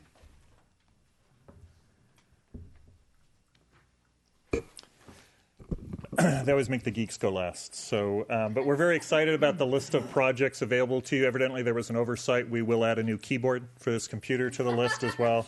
That's the dollar. Yeah, there's the dollar. There we go. Perfect. It's already spent. The list before you has been discussed very extensively at DTC, which is the shared governance group to deal with district-wide technology projects. After that discussion, the list was widely vetted out at the colleges and at district services through a number of committees and governance groups. And then representatives from all three entities at the DTC meeting on March 16th voted to prioritize the list, and that's what's come before you. Now, each year we try to improve this process to try to make it better, and we made 3 improvements this year. In prior years, a task force of DTC did the initial prioritization before the larger group voted. We decided in the interest of more participation, the entire DTC was involved in every step of the process. Last year, all 3 entities started off with their own lists, and they were merged toward the end, but that caused some confusion. And so this year, all 3 entities worked with the same list, and that list was available on SharePoint. So any interested party could go out and see that along the way. Now, in the interest of time, we're not going to review every single project, but what myself and my colleagues, Bruce Hagan and Anthony Maciel, are going to do is we're just going to highlight some of them, but then we'll be available to answer questions about any of them at the end of the presentation. So the 2 I'm going to highlight is on this first slide, Tableau for data visualization. It's the middle one on that left column. Tableau is a tool that allows us to add some really interesting graphical elements to what is normally tabular data. This request came through all 3 research groups at the colleges and district services, and it's going to allow us to present information in a way that's much more easily consumable than just long lists of data. And then on the right column, there's 3 projects there for the Workday student system. If you'll remember, back in December, the board approved our agreement with Workday to enter their strategic influencer program, and these basic aid requests are going to fund our participation in that as we help Workday develop that student system. So now I'm going to hand it off to Anthony. Thank you, Jim. I'm going to touch up on 2 projects, and the first one is the Classroom Technology and Audiovisual Refresh. That is a 2-year project that would change the technology that's existed in the classrooms, both at IVC and at Saddleback. As you might well know, technology keeps changing a lot. And so now the expectation is when somebody walks into these classrooms, they have all of these mobile devices. They want to be able to connect to the projector. They want to be able to do all of these great things. So this project here will be able to help us do all of those things so that when somebody walks in, they can do all of this technology with mobile technology. Again, that's a 2-year project. And then the next one is the campus desktop refresh. Computers keep changing, especially with software. I mean, we teach some of this AutoCAD and some of these technologies that require a lot of hardware to keep up with the software. So we're having to refresh this technology based on our replacement plans that we have. Some of our computer labs get their computers refreshed every 2 years because of the software that they use in there to keep up with that. This, again, would be for IVC and Saddleback as well, to refresh those computers. We're also looking at virtual desktop infrastructure that would take away the computer and make it more efficient to maintain as well. So I'll pass it over to Bruce. Thanks, Anthony. A couple of projects that I'd like to highlight.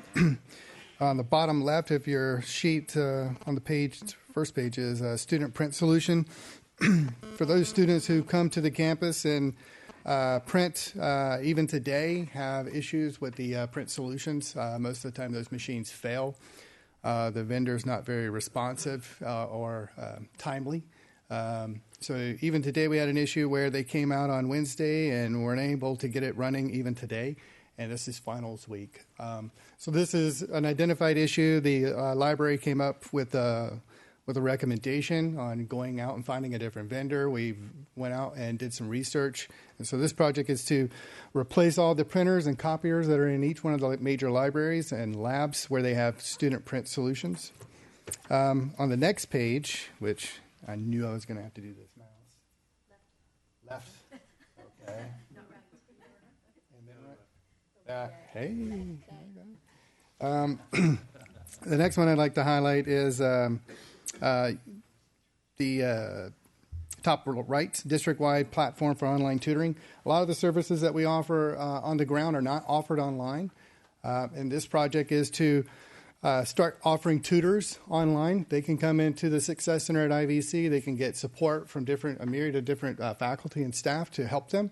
But that is not the case for those online students. So this project is to bring in the right system to allow the tutors to integrate the students that are online, that are not out on the campus. So they would have a meeting space. They would have communication tools. They would be able to share electronically and draw. So even if you're a math instructor and you have complex diagrams you need to do, they all have these abilities with this new system that we're looking to do.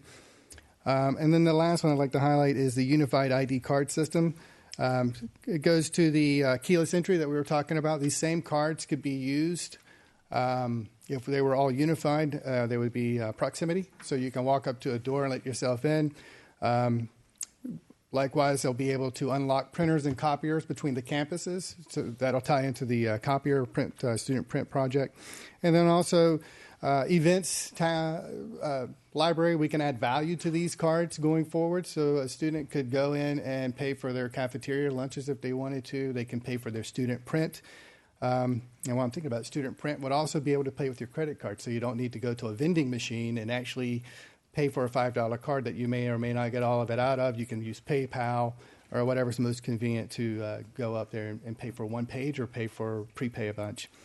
But the unified ID card system would work on both campuses, so that's why we want to unify it. We don't want a series of numbers or mag stripes written one way and not written at the other, so we're wanting to unify those cards so they have the same, they're allowed to do the same things between campuses so the students can freely go between them.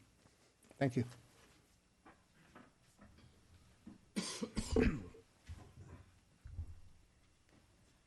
Okay. The last recommendation is regarding ATEP site operations, and this is really based on a September and October 2010 board resolution where the board authorized site operation funding for the ATEP site. It includes dollars for groundskeeper, maintenance worker, campus coordinator, security services, and internet and utilities and support types of costs. The dollar amount here is for $758,000. So with that, that's item 4.1 presented to you this evening. We want your questions and input, of course. And just so you know what next steps are, after this evening, the next steps are that the basic aid projects would get incorporated into the fiscal year 2015-16 tentative budget. You'll have a presentation next month on the tentative budget. I'm sure you're very excited for that one. And so then that's where the projects will be under the basic aid funding pages. And I just want to say thank you to the college budget and planning committees, and as well as all the district-wide committees and members who had widespread participation at all levels to the recommendations you had tonight. So with that, we are all actively waiting your questions. Thank you. Trustee Jemal. Thank you very much. Thank you for your presentation, and thank you for putting in place a process to a collaborative and transparent process to address the accreditations concerns that arose several years ago. I had three initial questions that I wanted to ask. One sort of at a high level, because it was a board policy and AR approved before I came on the board. On page 4, we indicate that we only one-time projects are to be funded, but yet I'm going down to number 2.2, and it says something about long-term obligations. So I'm trying to square the fact we're saying one-time projects on the one hand, and then we're saying we're funding long-term obligations on the other. Can you address that? Okay, so long-term obligations are those such as the Retirement Benefit Trust Fund, trustee elections, legislative advocacy, and other major long-term obligations. So the long-term obligations really are the one-time payments for the long-term trust is what I think was meant by that term. The BP was put in place before I arrived, right before I arrived, but I think that was what the intention was. So it's not a one-time project. Some of those items are clearly not one-time projects. That is true. So each year, the legislative advocacy is one-time allocation towards that each year, and the one-time ongoing medical retirement benefits. They're large commitments, and that's why basic aid was used, and they're district-wide. So a couple other questions. I see here, like on page 9, you list, I think, approximately $23 million in prior year contingency and unallocated costs. I'm just wondering, it seems a fairly significant number at $23 million. Is that routine for that number to be so high? Okay, so that was for the prior year contingency and unallocated costs. So what we do is we take 20% of whatever that year's property taxes are for that year for next year's contingency. So we add that in, or subtract that off the available monies, but we add back in the previous year. So last year was a little bit over $8 million. So if you take that off the 22, the remainder was unallocated dollars. Keep in mind that we budget the property tax revenues and allocate basic aid based on a conservative estimate. Those estimates are based on the county treasurer's, basically the tax office's recommendation on how we should budget. So last year we budgeted on 2% property tax increases, and we actually in one category got 6%. So we had a good year, and then that flows into the basic aid pot available for this year. This year we upped those projections, and I believe Kim McCord's here, but I think we budgeted based on 3% in that same category. And just one more question. Thank you for that. I'm pleased to see in here a capital outlay for our athletic stadium. I think it's something that's been discussed for a number of years here. I'm glad to see it's listed on priority projects. And I'm just wondering, I know he wasn't part of the presentation, but I know Dean Lippold's in the room here. And I'm just wondering if you could briefly come up to the lectern here and talk to the board about the vision for the athletic stadium, and particularly the community element that you see that in terms of the erecting the stadium once and for all. Well, appreciate having the opportunity to talk about this, something near and dear to my heart, and actually put off my retirement to kind of see this thing through. So it's been long overdue. If you look at South Orange County, we don't have a decent facility in South Orange County which can accommodate any of our high schools as far as CIF championships go for a lot of sports, specifically football. Football in South Orange County is huge. And we have some great local teams. And what's been happening the last several years is that those teams have had to travel to places like Orange Coast College, Santa Ana College, Cal State Fullerton, and they're right in our backyard. We have Santa Margarita that's been playing their games here for over 20 years, and Jay Sarah now they've been around for 10 years. When those teams in the Trinity League come to Saddleback College and play, we have had crowds out in that stadium of upwards of 10,000 people that come on campus. Now, each year I would say that we probably have between 80 and 100,000 people that visit our campus from these private schools, because we're talking St. John Bosco. We're talking teams that are number one in the nation. And when they come to Saddleback College, what they see is that lack of a stadium. When you have 10,000 people and you have 2 restroom facilities that they have to leave the facility to go use, it's just an atrocity. And it just doesn't bode well for us. If we could have a state-of-the-art facility, the people that come on this campus, their first taste of Saddleback College now is that facility. But in 3 or 4 years down the road, if this goes through, and I'm hoping it's going to, they're going to come to a state-of-the-art facility, and the first thing they're going to think about Saddleback College is, wow, that's impressive. And it's going to be, it would truly be the front door of our campus. A lot of times athletics serves that purpose. I know it's not the most important thing we do, but out in the community and stuff, it's what we're known for. And it's just a real disservice to the district, even to our counterpart IVC. We should have the best facilities. We have great student athletes. Marcia was at our banquet today, and Jim's been there before. We're so lucky to be where we are. And the students and the community, they deserve this. It's long overdue, and everyone will be so happy when they can actually, Mission can play their CIF championship game here, or Capo, or J. Sarah, or whomever. But we need to provide that for South Orange County. It's long overdue. Anything else? Thank you very much. Thanks, Tony. Thank you. Trustee Lang. Good job, Tony. Yeah, I just had a couple of questions on a few items. One I brought up earlier, and that is we've identified a number of projects that we wanted to provide basic aid funding for. Some of that we've allocated funding for this upcoming fiscal year, some of which is on the list to be funded in the future. And one of the items that I brought up before that I'm concerned about is the relocation of district offices. We've allocated basically about $23 million in some change for future. I'm sorry, we haven't allocated. We have put it on the list for future basic aid consideration, and I guess I need to be convinced that that is in fact one of the highest priority projects that we would use future basic aid for, and right now I'm not convinced.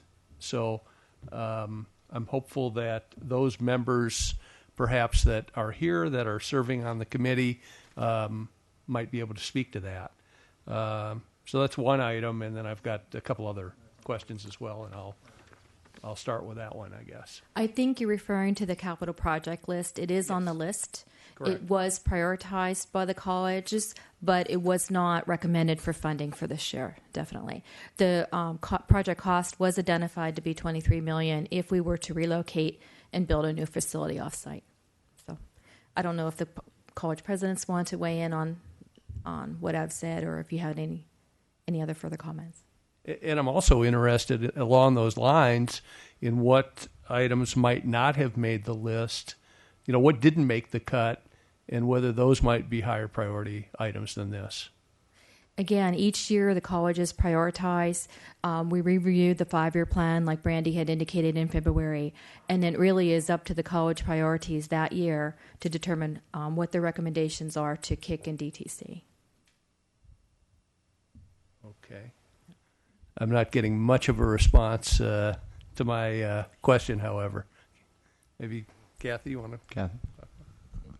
If I understand your question correctly, you are interested in seeing what things were being considered, not only what we finally went around recommending. Right. And I'm very happy to be able to tell you that the all of the documentation for all of the meetings, for the Capital Improvement Committee, for the District-wide Technology Committee, for BARC, for the Basic Aid Allocation Resource Committee, for all of these committees, they keep good agendas, minutes, and handouts, and those are all posted on SharePoint, and I'd be more than happy after the meeting, for example, or at any time at your convenience to show you where to find those so you can explore them at your leisure, if that was your question. That really wasn't my question. Sorry.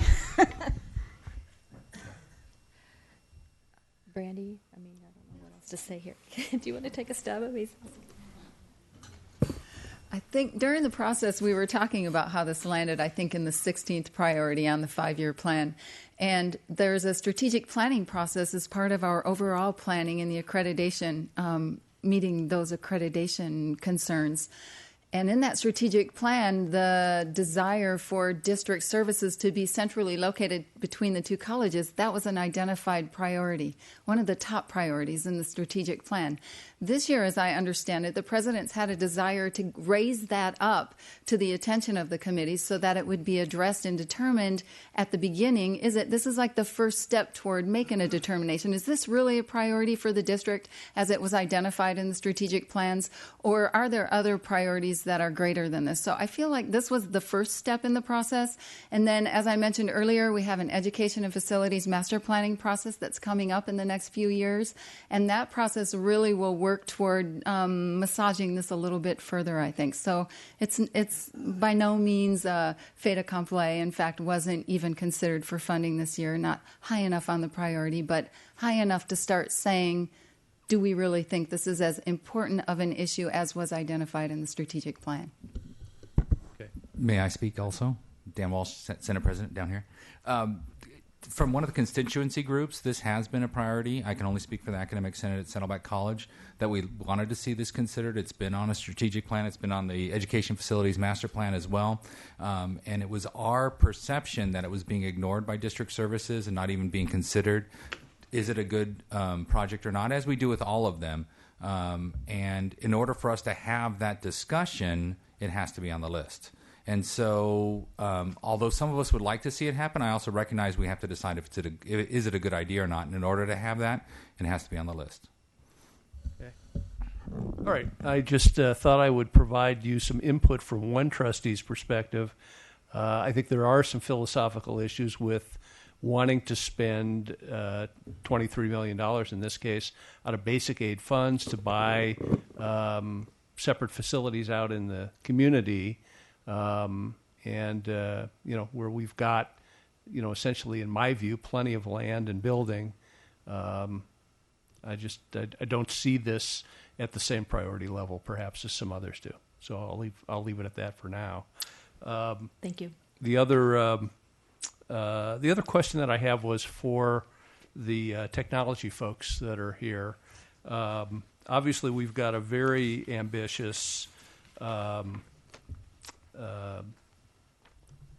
of projects that we are funding, not all of which I understand will likely be spent within this next fiscal year. I think this will obviously go over a period of time. But I'm interested to hear from the standpoint of actually managing these projects, how many of these will be done by our own IT folks, how much of this will be subbed out to others, and do we have the ability to manage all of this? Yeah, it's a great question, and I think we do. But you're right that we're not expecting with this list that everything is going to be done in the following fiscal year. Basic aid funds can roll forward, and we've done that before. And a lot of times it doesn't even make sense for a project to begin or end on a fiscal or academic year boundary, depending on what it is that we're doing. So one of the things we're able to do with the consulting team that we have in district IT is we can scale up and down based on the needs of a particular project, at least when it comes to the software projects. So we manage them internally. Once the funds are allocated, one of the first things we'll do is develop a project plan and lay out a timeline.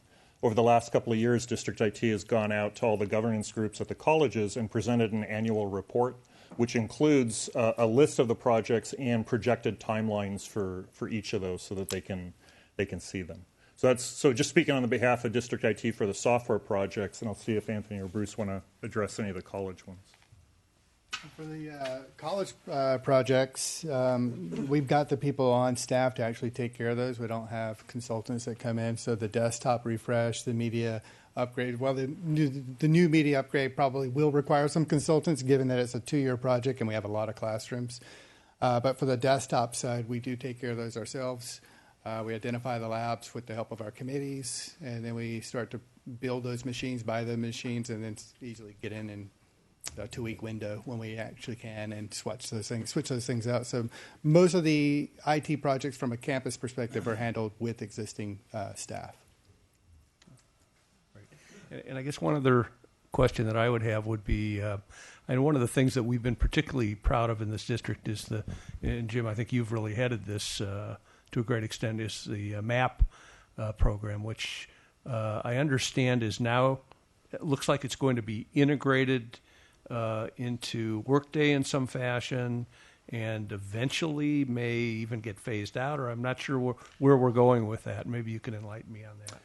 Yeah, and where we're going is the work we did with MAP and Sherpa was really one of the driving factors for Workday to ask us to be involved in their design. So just a few weeks ago, Workday sent 2 people down here. They met on one day, the entire day, with our MAP development team and our MAP design team. So there were representatives from counselors and students and staff.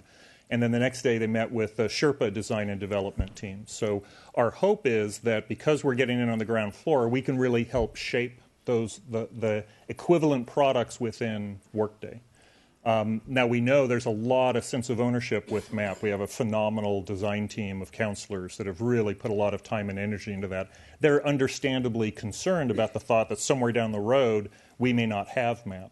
And so what we've made clear to the colleges is it's really going to be up to them to tell us how to proceed with Workday. If the academic planning tool within Workday is equivalent to MAP and they're satisfied with that, then we'll make that transition. If they're not, then we can integrate MAP with the full Workday system when it comes out. So we can have a hybrid approach. There's obviously some really great advantages to having one complete, comprehensive, and integrated system, but we don't want to force anything on anybody. So we'll make those decisions as it unfolds. But that, again, is they're expecting a release in 2017 of the full system, and then we're looking at a implementation timeline of probably a couple of years. So we're looking at 2019 before there would be a significant shift away. We'll do it in phases, so we may see some earlier in 2017 and 2018. But Workday is definitely a long-term goal. Maybe one other follow-up question, and that would be, I know one of the things that's on everybody's mind these days is security of systems and proprietary information and so forth and so on.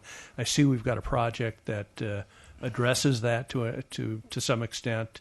Has our system come under attack, if you will, where people have essentially tried to penetrate what we're doing here? I'm just a little curious about that. Yeah, any system always comes under attack. We've got a great network infrastructure team that has a lot of security safeguards in place. We do a third-party audit comes in and actually does penetration testing, so they actually attempt to hack into the system to identify vulnerabilities before they're exposed. So we're not aware of that being successful, but it is something that we really try to stay on top of. That is another advantage of going with Workday, is that because they're an international company, the European standards for data security are actually higher than the United States, and Workday has to meet those standards. So as we start to make that transition, that'll actually be an advantage. Just briefly on that security point, we have some great firewalls that are in place that keep track of all of this. I mean, constantly there are people that are trying to connect into it, and we have people that are monitoring those things, and so we make changes as needed. But there is a constant move of trying to get into our systems. But we have the systems in place that can track that, and then we act proactively. I would just add that it's not just the external folks. Some of the hacks come from on the campus. So, okay. Just for clarification, if there are trustees that are having ill ease over the centralized district services, that is not being approved by this report, right? Okay, just to make sure everyone's clear on that. Okay. Student trustee Momand. Yeah, my question is also directed to the technology projects and you guys. So we have a lot of technology projects going on, $12 million worth of projects. But I have a question.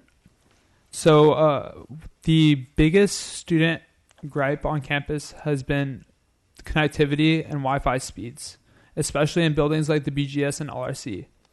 And I was wondering if any of these projects directly address those problems. Actually, that's a very good question. We requested a BARC request last year to do that because we did a survey over at Saddleback College. And like you mentioned, it was the number one headache for students is Wi-Fi access. So we did get it funded last year. We're in the process of going through an RFI and RFP, working with Brandy and her group to address all of those things. So the idea would be that we would have wireless access throughout the whole college, including the parking lots, both for IVC and Saddleback as well, in the classrooms and everywhere else. It's, Wi-Fi, it's one of those things where if you have 60 students come in and try to, power it up, you need to have that kind of bandwidth that will be able to accommodate those things. So we are doing an RF survey right now to ensure that we have all of those things. So it will be addressed, and we're hoping that project will be completed by the end of this calendar year. Great. Another thing was a recommendation about the new printing service. One of the other gripes with students is that we're often forced to go to one of the computers in order to print out something that we would usually just want to print out from our laptop.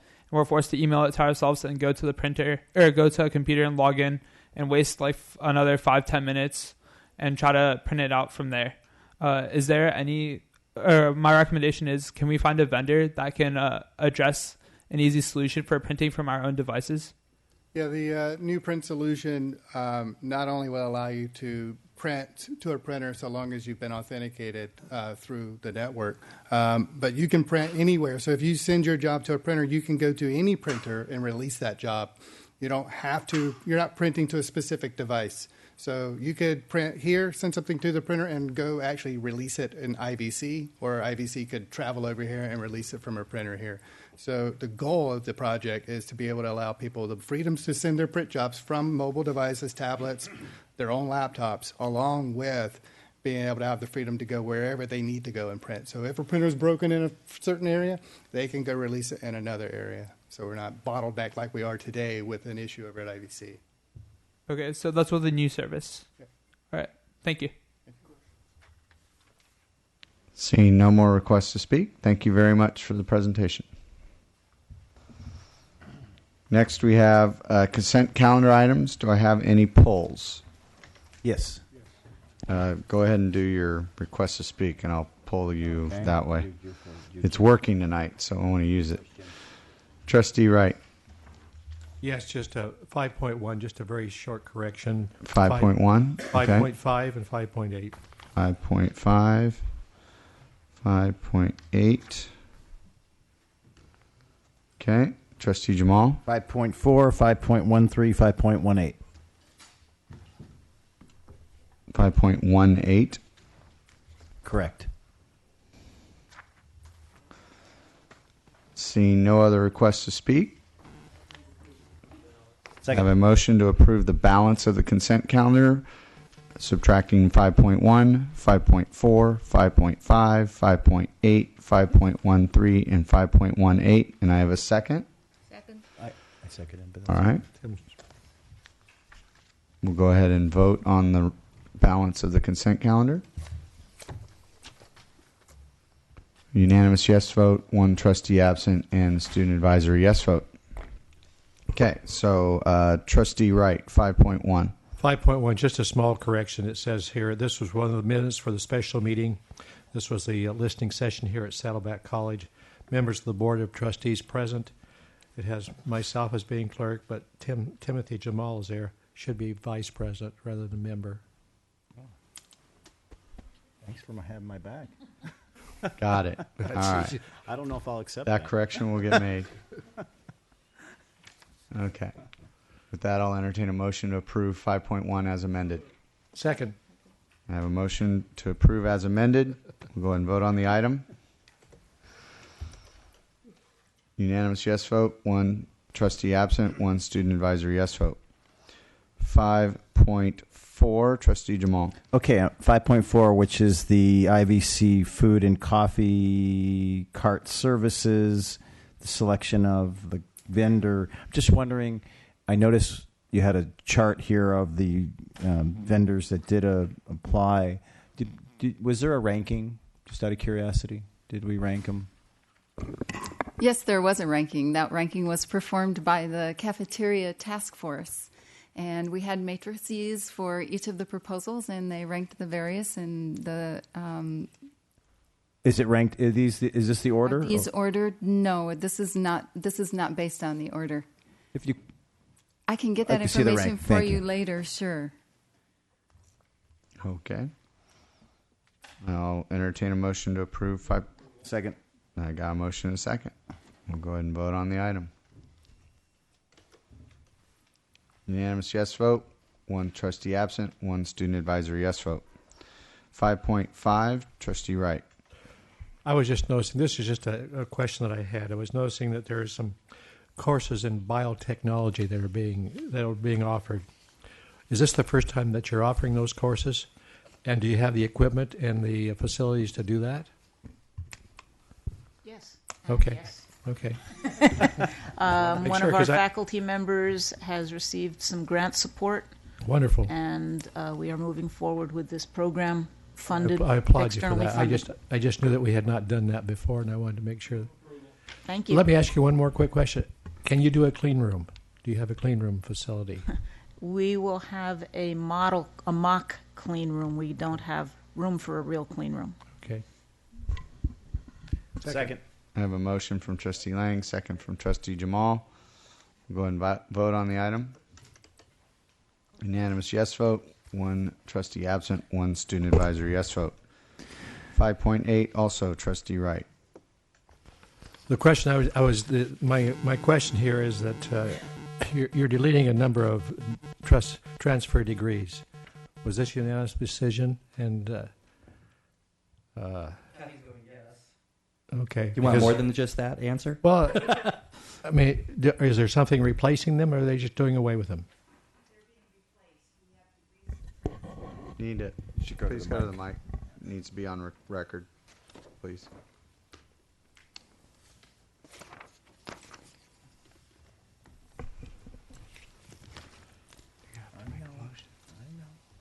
We have degrees for transfer that replace some of these areas. Okay. I just wondering because I think there's about 4 or 5 that are being deleted, but nothing added. So, okay. Second. Okay, I have a motion and a second. Just real quick, Dr. Worley, are we going to get a list of the replacements at a later date, or have we already? I don't have them with me, but yes. Okay, so that's something we'll have to approve, the addition of new transfer degrees. And I believe some of them have already gone through. We did them the before. Child Development ADT, I believe, is already done. Got it. All right, thank you. All right. Okay, we'll go ahead and vote on the item. We have a unanimous yes vote, 1 trustee absent, 1 student advisory yes vote. 5.13, Trustee Jemal. So I remove my hold on this item and move the item. Oh, did you have a question? Well, maybe it was related to my question. Go ahead. I found the letter that we received from Extreme Air Conditioning to be interesting in that they say they're not going to do any future projects with Optima, which led me to wonder whether the problem was with the contractor or the subcontractor. Can you shed any light on this? No. There's no way for me to know. The reason that they've given is a valid one based in public contract code requirements. They just have to tell us that they're unwilling to enter into a contract, and that's enough. So we're not able to pursue the reason behind it any further. I would say that I haven't heard from the project manager that there's additional problems on site outside of this. So I'm thinking we're doing okay with this guy. Okay. Might be something you want to monitor, though, I suppose. Yes, of course. Thank you. Thank you. I'm not sure where we're at in the... I moved the item. You moved it. Second. And we have a motion and a second. Okay. I have a request to speak from Trustee Wright. Just a quick question about how soon is this going to be repaired? Because I know it's been over a year since we've had that fire. And Yes, it's under construction right now. The delay resulted in an understanding that it would be better to perform the construction off from academic hours, so they were doing the work in the evenings. Okay. As far as the duration of the project, I will have to check with the project manager. I'm not sure about that, but I'll get it back to you. Do you think you'll be ready for this fall? Spring. Okay. Thank you, John. Okay. Seeing no more requests to speak, we'll vote on the item. Trustee Melchiker. Yeah. Unanimous yes vote, 1 trustee absent, 1 student advisory yes vote. 5.18, also Trustee Jemal. Okay, so I've noticed that there, at least in this in these purchase orders or requisitions, and I've noticed it over the last few ones that there's an uptick in our purchase of Apple products, and I'm an Apple product user. But my question is relating to the tech support that goes along with having Apple products. I know when I joined the Board of Trustees a couple of years ago, in my discussions with IT services, they made it clear to me they did not provide tech support for Apple products. So I'm wondering, have we bolstered our resources and training in that area to meet the increasing use of Apple products? And if they're not here to answer the question, I would like it addressed. I know, Deborah, you tried, and if you can't do it completely, I'd like them to address it maybe next time. Yes, I did get some information from the college. In this particular purchase order that Trustee Jemal is referring to, Saddleback College is purchasing 103 iMac computers with Apple Care protection. And what this is for replacement of existing student Apple labs that are already in existence. And these are in the areas of graphics labs, comm arts, video and editing labs, and the Lariat labs.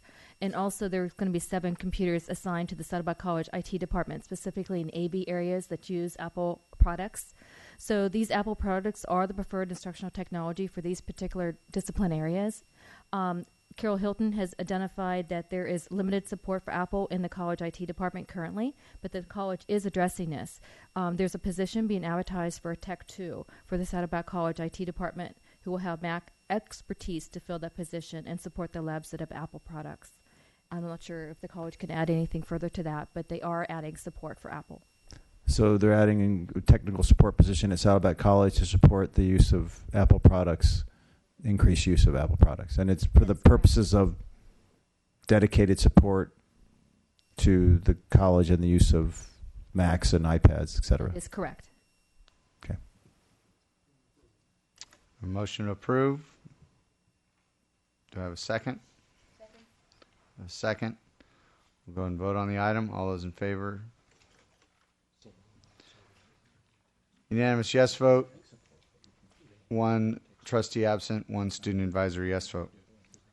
That brings us to general action items.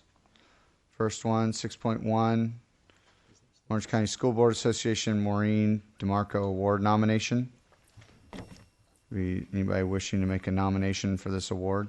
I'd like to nominate Professor Kathy Schmeidler for the award, if she'd take it. It's a competition put on by the Orange County School Boards Association, and it's not for a trustee. This isn't the Marion Bergeson Award. This is the Maureen DiMarco Award for someone that helps. It says young students, but I imagine they would mean all students. So, I guess it's all in the eye of the beholder. Yeah, it is how young our students really are. Thank you. Okay. I'll second that now. Okay. A motion and a second. Can I just speak to it for a second. I mean, I'm supportive. I'm on the School Board Association. I don't know if I'm allowed to vote on this, even though I'm on the board. Isn't it our consideration to determine? It's a separate committee. Okay. All right. So unless you're on the award committee, you're not on the committee as to who gets the award. I don't think. Wouldn't the committee then make the approval to the full board? I don't know. I'm asking that question. I would think it's fine. If you're asking if you abstain here, so. I think it sounds like you would abstain there. Yeah, I don't think okay. so. Right? I'm fine. If she's nominated, I don't think it's the board. I support the nomination. That's not not my issue. No, I think his question is about whether to abstain on this vote. No, I think you don't need to abstain on this vote because it's a committee that votes on the Maureen DiMarco Award nomination, and it's a surprise to the whole board. The whole board doesn't nominate, doesn't vote on it. I'll ask, and but you could ask. I was once on the committee to select the teacher of the year, and I didn't have to abstain if we had teachers of the year here at either of our colleges. Of course, I didn't vote on them, so maybe it's a little different. All right, we'll go ahead and vote on the item. Unanimous yes vote, 1 trustee absent, 1 student advisory yes vote. 6.2, authorization of payment to trustee absent from board meeting. Second. Motion to approve and a second. Seeing no request to speak, we'll go and vote on the item. Unanimous yes vote, 1 trustee absent, 1 student advisor yes vote. 6.3, before we act on 6.3, because I have a feeling this is going to take a while, I will entertain a motion.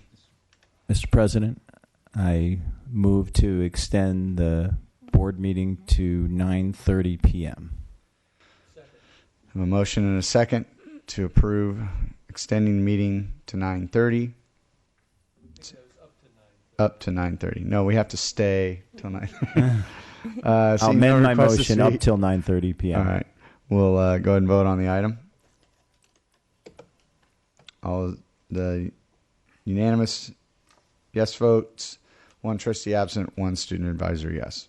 Okay. With that, 6.3, administrative regulations, including a smoke-free district fine amount, and this had discussion last time, so I will entertain a motion to approve. I have a motion to approve. A second. A second is now open for discussion. I have a request to speak from Trustee Jemal. Yes, we did. This item did come up at the last board meeting for review and study, and I just want to say I'm very supportive of the policy itself to establish a smoke-free district. I think it's the right policy, and I'm strongly supportive of it. I'm glad to see. I think it's the same policy at Saddleback College as well as at Irvine Valley College. So I'm very, very pleased to see both colleges move in that direction. A question before I make a comment. When does the policy take effect? Well, the board policy is in effect. Oh, okay. Why did I hear last time it wasn't taking effect till July or August? Well, there's a administrative regulation that puts it into effect, and that is beginning at different times at each college. I think Saddleback is in the fall, and we're beginning in the summer because we wanted to. So can you give a specific date or month, day and month when it's going to start? The day after commencement, probably. I think so. May 23rd. Or is there an actual date set? May 23rd. That's the day after. So May 23rd at IVC. Yeah. And like Glenn mentioned, the start of the fall semester, so that would be fall. First day of That's fine. Fall 2015. Yes. Or probably 15. August 15th. Yes. August 2015. I suspect this motion is going to pass, but my concern is that we're talking about the imposition of a fine on students prior to the policy taking effect, which I know the chief is here. I strongly support the policy and having a smoke-free district. I do think I would rather have seen a process that allowed for a period of time for the policy to take effect before imposing a $38 fine on our students. And if after a period of time it is clear that the policy is being repeatedly violated by students and others, then I think it would be appropriate, and I'd be one of the first to stand up and say, we need to do something. We need to have stronger enforcement of this policy and impose a fine. Maybe $38 wouldn't be the right amount at that point if they had some period of time to comply with the policy. I feel at this time it's premature to impose this fine on our students. I think the motion will pass, but I'm not supportive of the policy of imposing the fine. I am supportive of a smoke-free district. Thank you. Okay, Trustee Wright. I too am in support of the no smoking policy for the district. I have to agree with Trustee Jemal. I sort of feel like it should be the same at both campuses. And I'd like to see IVC try it and see if it will work without having to impose the fine first. And if it doesn't, then I would certainly support it. But I'd like to see, let's try it first and then see if it works. And you may not have to have the fine, because I think you're going to give them a warning the first time and give them some literature and so forth and try to tell them why it's not good for them. So that would be my comment. Okay. Before I take my time. President Roquemore. Thank you very much. It's important to know that we're looking at the fine as a symbol. And it's a symbol of our seriousness about enforcing the board's policy. I don't think there's anyone that really thinks we're going to get to the point of actually writing a ticket. We actually have about 5 different steps that we go through. Many of them are educational. Right to the end, it's very educational. It is directing students to resources to help them stop smoking and giving them your policy and getting them over to the health center for assistance. And getting to the actual point of writing a ticket, I look at our student body, and it's something that I really don't anticipate. And I think even if we got to the end where a ticket would be appropriate, I still believe on our campus there'd be an effort to try something else to make it work. On the other point, I think that we have a number of things that we can point to. The chief could help with this, that we actually do different fee-wise on each campus that we have done, particularly within the policing areas. So I just wanted to add that to the dialogue here. We don't want to go out and start writing tickets. Well, thank you for stating what I was going to say. That I do believe that there are already things that we do differently at the 2 colleges. If there weren't, we wouldn't be Saddleback and IVC. We would be South Orange County Community College colleges. And everybody has to toe the line and do the same thing. So I think that I'm not as concerned about the fact that you have different rules at the 2 colleges for different things. I too am with Trustee Jemal, where I would have preferred that there would have been a trial period, that it had begun, that the policy had actually begun before we realized, hey, we need to fine people. But I also, to jump on Kathy Smiler's train, trust the process. I don't think we are here to just rubber stamp anything that the committees say they want, but at the same time, we do want to honor their hard work and the time that they put in making these decisions and understanding how many people serve on these committees and what groups are represented on those committees. If this is what they want and it can constantly be evaluated, as these committees tend to do, hey, if this isn't working and we need to raise the fine or get rid of the fine or whatever, I'm sure that will be considered. I'm inclined to go ahead and trust the process. Student Trustee Momand. I agree with Trustees Pendergast and Jemal that I really agree with the smoke-free district, but we do know that smoking, it's harmful to our environment and our the student environment as well, and the student well-being and the community. You kind of see people that smoke that are kind of stressed out and stuff like that, but we have to remember that smoking is very addictive, and a lot of these people, while they may try to quit, it's still very hard for them. Are there going to be areas maybe like slightly off campus or something where these people can go retreat to? Or because it's going to take a while for them to quit. It's not like they're going to quit right when you give them the fine. Well, me? Okay. I think we all could probably answer it. First of all, yes, we took all those things into consideration, both colleges in our district. Just so you know, we have a smoke-free campus, but in the public arenas, people can smoke. So technically, or actually, students can go smoke on the street or sidewalks for the cities that we're both involved in. Okay, so would they we have do not have smoking sections, though, on our campus. Does that include the parking lot, or? No. Okay. Yeah, smoke-free campus entirely. All right. Yeah. No, I agree with it. It's just, don't you feel it's sort of an undue burden? I will tell you our college process took these questions into consideration, and that was an argument. And by the way, this isn't just students. This is for our employees as well, don't forget. And we have a lot of employees that have concerns as well.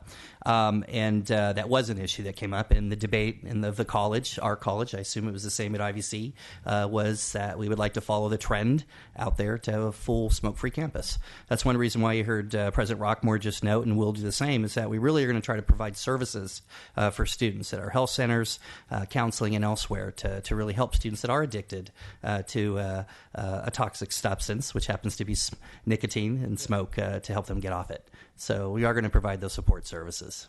All right. Thank you.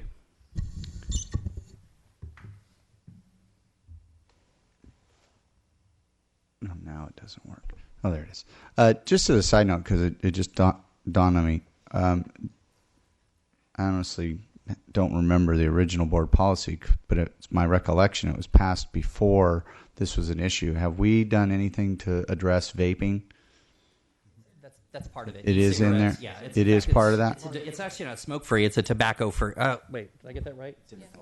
It is? Okay. Smoke and tobacco-free, so it covers it all. All right. Thank you. So with that, seeing no more requests to speak, we will go ahead and vote on the item.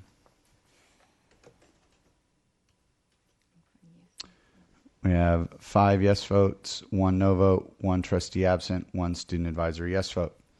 Okay, 6.4. Board policy revision for discussion and approval. Vacancies of the board. Board self-evaluation. Accommodation of employees with disabilities. Charge for catalog. Grade grievance policy. Auditing courses. Academic freedom and textbook adoption. Do I have a motion to pass? So moved. I have a motion from Trustee Jemal. Do I have a second? Second. Second from Trustee Wright. I have a request to speak from Trustee Milchker. I just have one question. I see that we're doing away with the board policy on grade grievance, and we're just going to an A&R, the administrative reg on grade grievance. And I wondered what the thought was behind this. Yes, that is true.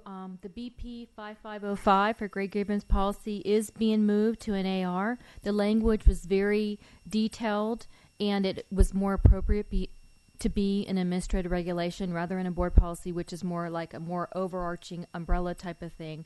And so we just are aligning our policies to be in the appropriate spot. Now, I'm just wondering, there's a few of the board policies that are very short, like we'll not permit auditing and a number of them. So what about having just a board policy saying there is a grade grievance policy? There's a grade grievance procedure. Look at the AR for the regulations as to how. I do agree with you. We want to keep the very detailed regulations out of the board policy. There has to be broad and overarching policies. But just to let the students know that there is a grade grievance policy, look to the administrative regulations to see how it's administered. If that's the board's desire, that certainly can be considered by the BPARC committee. Maybe it wasn't you could recommended. ask them how they feel about that, okay? We just certainly so the can. students know that we have a policy, have a policy to provide a means for the students to be able to grade. I'm sure it's very, very seldom, but if they have a grade grievance, they can pursue the right regulations. Thank you. So procedurally, do we want to table that board policy for further revision, or isn't this for review and study? No, that was last month. Okay, sorry. This is for discussion and approval. So if we vote on it gets pulled. Well, I don't mind approving it the way it is, and perhaps looking into adding a board policy, a very short, succinct board policy, saying that there is administrative regulation if there is a grade grievance by a student. Okay. And that certainly It'll be fine can be with done. me if we pass it the way it is. All right, that settles that. Okay. Trustee Lang. Yes, just a quick question. Have there been any changes since the first reading of these different policies? No. Okay, so it is in the form that it was before. Thank you. Okay, Trustee Jemal. So on board policy 4015, which is accommodations for employees or applicants with disabilities, there's some language in here. I'm just wondering about it in the first paragraph, which talks about it is the policy of the district to, quote, explore possibilities, end quote, of reasonable accommodations. And my question is really, and my understanding of the ADA is that we are required to make reasonable accommodations unless it imposes an undue hardship on the district. And I'm wondering about the use of the term explore possibilities. I mean, is that something, is that the way, does that comply with federal law in terms of how that is written? I don't know. I'm not convinced that it does. And I don't know if David has any comment on the use of exploring possibilities. But with federal law, there's actually a dollar threshold that we look at to comply. So it's based upon the employee's salary. So we look at that to see if it's feasible to do that. Sometimes if we're paying an employee so much money and the accommodation costs $50,000, we're not going to do the accommodation. So it really is Isn't that where the undue hardship clause comes in? Yes. And that's this whole issue of exploring. That's why it's defined that way.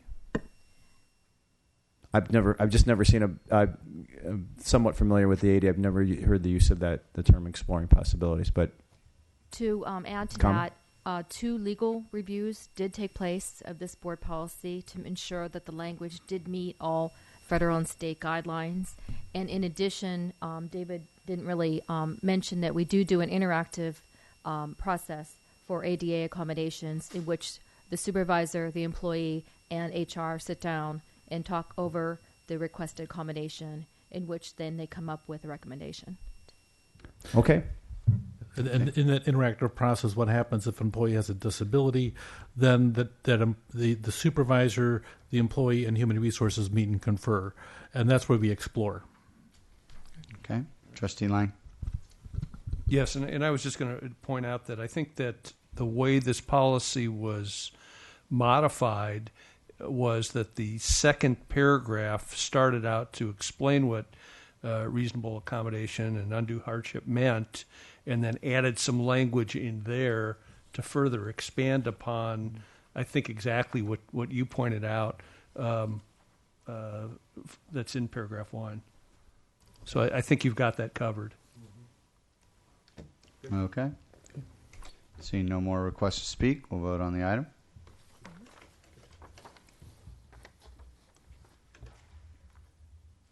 Unanimous yes vote. 1 trustee absent. 1 student advisory yes vote. 6.5. Design build project. Change order. I have a motion from trustee Lang. Second from trustee Jemal. Any? No changes. No need for report. Seeing no request to speak, we'll vote on the item. Unanimous yes vote. 1 trustee absent. 1 student advisory yes vote. 6.6 district-wide air-blown fiber board change order number 3. So moved. Motion from trustee Jemal. Second from trustee Lang. Seeing no request to speak. Hearing of no changes, we'll go ahead and vote on the item. Unanimous yes vote. 1 trustee absent. 1 student advisory yes vote. 6.7 full-time faculty hiring amendment. So moved.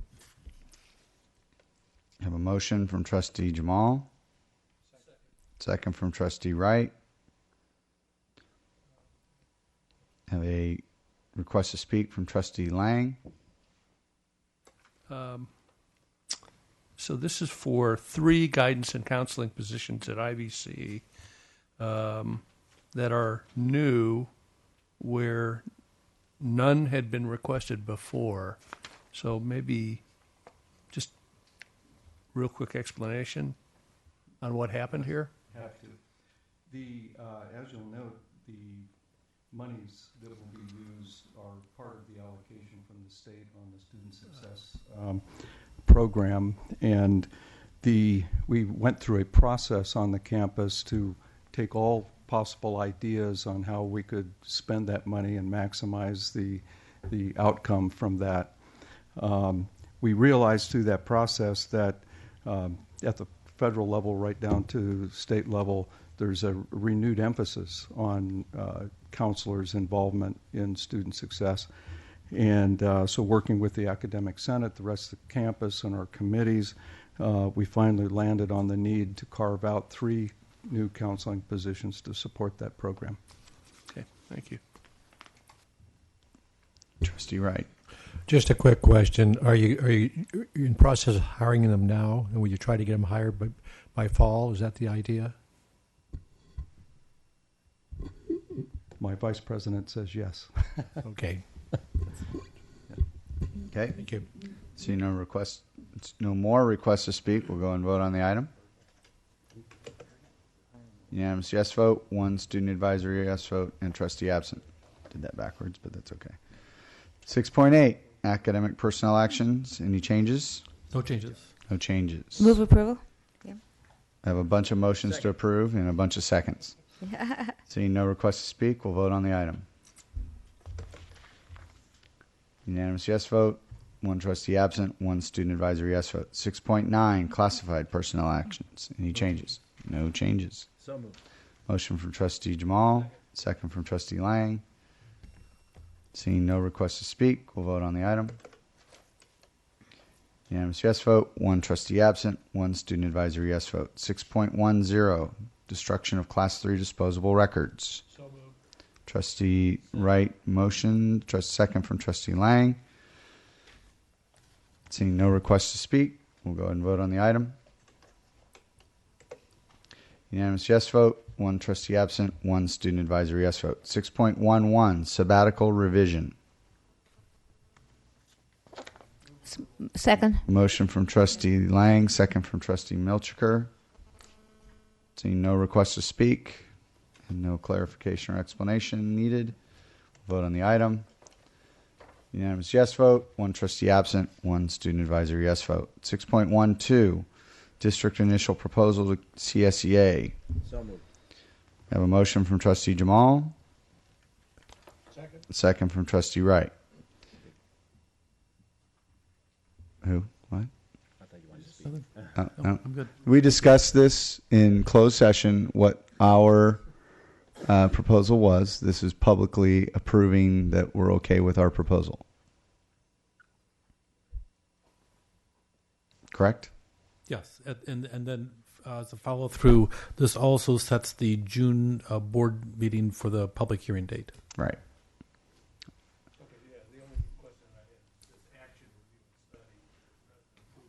Right.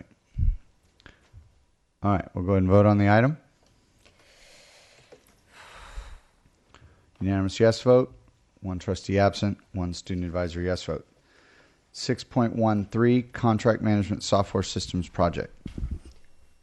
I would like to talk about this one just for a minute so we Okay. can share what this project is. It's part of the business process analysis sessions that predated the Workday selection for the HR and financial system. We did BPAs on a bunch of different major areas, business processes, one of which was contracts.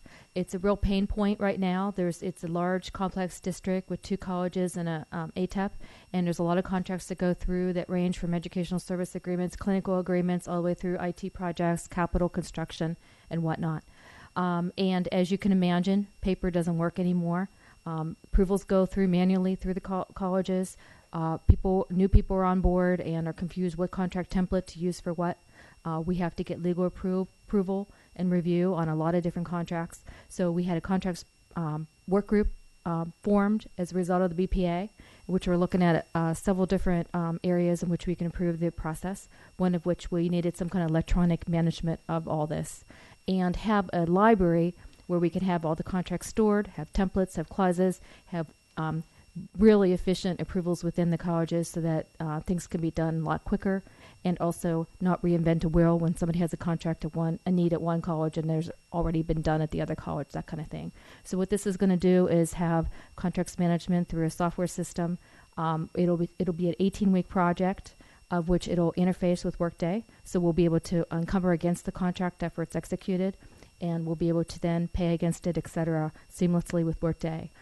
As part of this, we'll be looking at things such as common terminology, who gets to approve what requires the contract, what templates to use for what, and so a lot of it will be clarifying the rules and processes for this as well. So we're very excited to finally get to this point, and this is a 5-year agreement. We went through an RFP process with the contract work group. This was the one that was recommended by everybody. It's $330,000 for 5 years, which includes implementation costs for year 1, as well as $49,400 for subscription software for the next 4 years. And with that, we ask for your approval. So I need a motion to approve. So move. Motion from Trustee Milchker, second from Trustee Wright. A request to speak from Trustee Lang. So I guess the what caught my attention on this item was that we actually used an outside group, Strata Information Group, that vetted the different companies that we asked to receive bids from. And was that because we didn't have the internal expertise in our own district IT? No, that's not the case. Okay. Basically, we just need a general assistant. We're really strapped right now. The Workday project is taking a lot of our time. We already have backfill for some of our folks. We really didn't have the time to assist with the procurement. Basically, what Strata did was help organize the demonstrations. We had the contract vendors who responded to the RFP, come to the campus, demonstrate their product. They help us work with the group. Our committee actually developed all the evaluation questions. They helped just do it with the logistics, but it really did help us move this forward in a more expedient way than if we would have done this procurement ourselves. Okay. And then I guess the only other item that was a little different here is, normally we are using our own contract language, so that they're conforming to a South Orange County Community College District, sort of master agreement. In this case, it looks like we actually signed their master subscription agreement, but I'm guessing that we had input from legal counsel because there were a number of different items that were in which we had suggested revised language. I see that on Exhibit B, page 5, for example, where we made some recommendations to their standard language. That is correct. A lot of these larger software companies will basically, you take their master services agreement, take it or leave it, right? But we have very good attorneys, and our legal counsel and myself were able to negotiate this added language in it. So we're very happy with the result. They really were very willing to work with us, and we were able to get basically everything that we wanted in the agreement in there. Thank you. Seeing no more requests to speak, we'll go ahead and vote on the item. Unanimous yes vote, 1 trustee absent, 1 student advisory yes vote. That brings us to 7.1. No action here.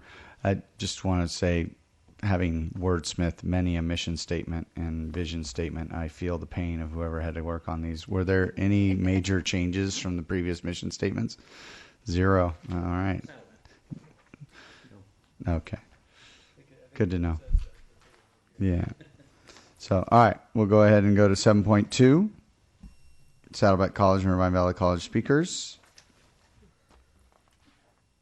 Seeing no requests to speak on that item, move to 7.3, Basic Aid Report. I think our 50-minute presentation earlier covered all of that. This is our current Basic Aid, and there's no changes from last month. Yeah. 7.4, Facility Plan Status Report. Seeing no requests for more information than what's there. 7.5, Monthly Financial Status Report. 7.6, Quarterly Investment Report. Moving on to 8.0, Saddleback College Academic Senate. Dan Walsh, Academic Senate President. Welcome, Student Trustee Lemar. Good to see you on here. As mentioned earlier in the meeting, the district was presented with over $60 million in basic aid projects. I served on the Basic Aid Allocation Resource Committee that recommended that amount. Like Mac and Tony, I'm very excited about seeing the Saddleback College football stadium and sports facilities from an educational perspective as well. That's facilities that are used as educational classrooms for our kinesiology department as well. Also, I hope the district also realizes that our faculty are as valuable as the new facilities and technology that the $60 million recommendation was, that we're valuable as well. Just this week, I lost another part-timer to another district because of our pay, that we couldn't compete, and I got that phone call earlier today that I lost a geography instructor to a competing district because of the pay difference. And finally, this will be my last meeting after 4 years. Next meeting, Blake Stevens will be the Saddleback College Academic Senate President. And I want to thank you for what you do as a board. I have to tell you that things are so much more pleasant here than they were when I came on 4 years ago. Even that was the tail end of a different board. We'll just put it that way. And it's nice to see you care about the instructional quality, you care about the students, you care about the staff, the faculty, and it's not board members seeking higher political ambitions. You care about what's happening here, not what's going to happen to yourself down the road. So thank you. Okay. Faculty Association. Claire Cesario, Faculty Association President. Also, I would like to extend a welcome to Student Trustee Lemar. As we near the end of the year, the Faculty Association would certainly like to thank all the faculty, both part-time and full-time, for all of their hard work. Some of it which is without remuneration. I just have been spending all week, or will be spending all week on a hiring committee, and I won't be receiving any additional funds for that work. So faculty do that all the time and need to be appreciated for that. We're also, as we approach the year anniversary of negotiations, we're looking forward to a productive summer of bargaining, culminating in a contract that we can present to the faculty when they return in the fall. So hopefully that will come true. Thank you. Thank you. Irvine Valley College Academic Senate. Kathy Schmeidler, President of the Academic Senate at IVC, and also welcome to Lemar Momand. Have a good year. Think hard. Express yourself well. Otherwise, and in addition, I echo the remarks of my colleagues. I think it's only fair to let Dan have said some things on my behalf as well, since I spoke for him last week. But mostly I do echo both of their remarks, and I particularly personally would like you to complete your negotiations with the Faculty Association, because I really hate this color shirt.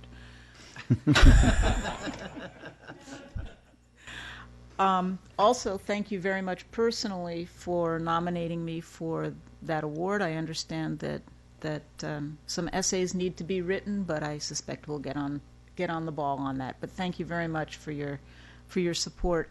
The Irvine Valley College faculty are, of course, in the throes of the last week of the semester, getting prepared for the end of this semester commencement, and then, of course, in a few weeks, the beginning of the summer session.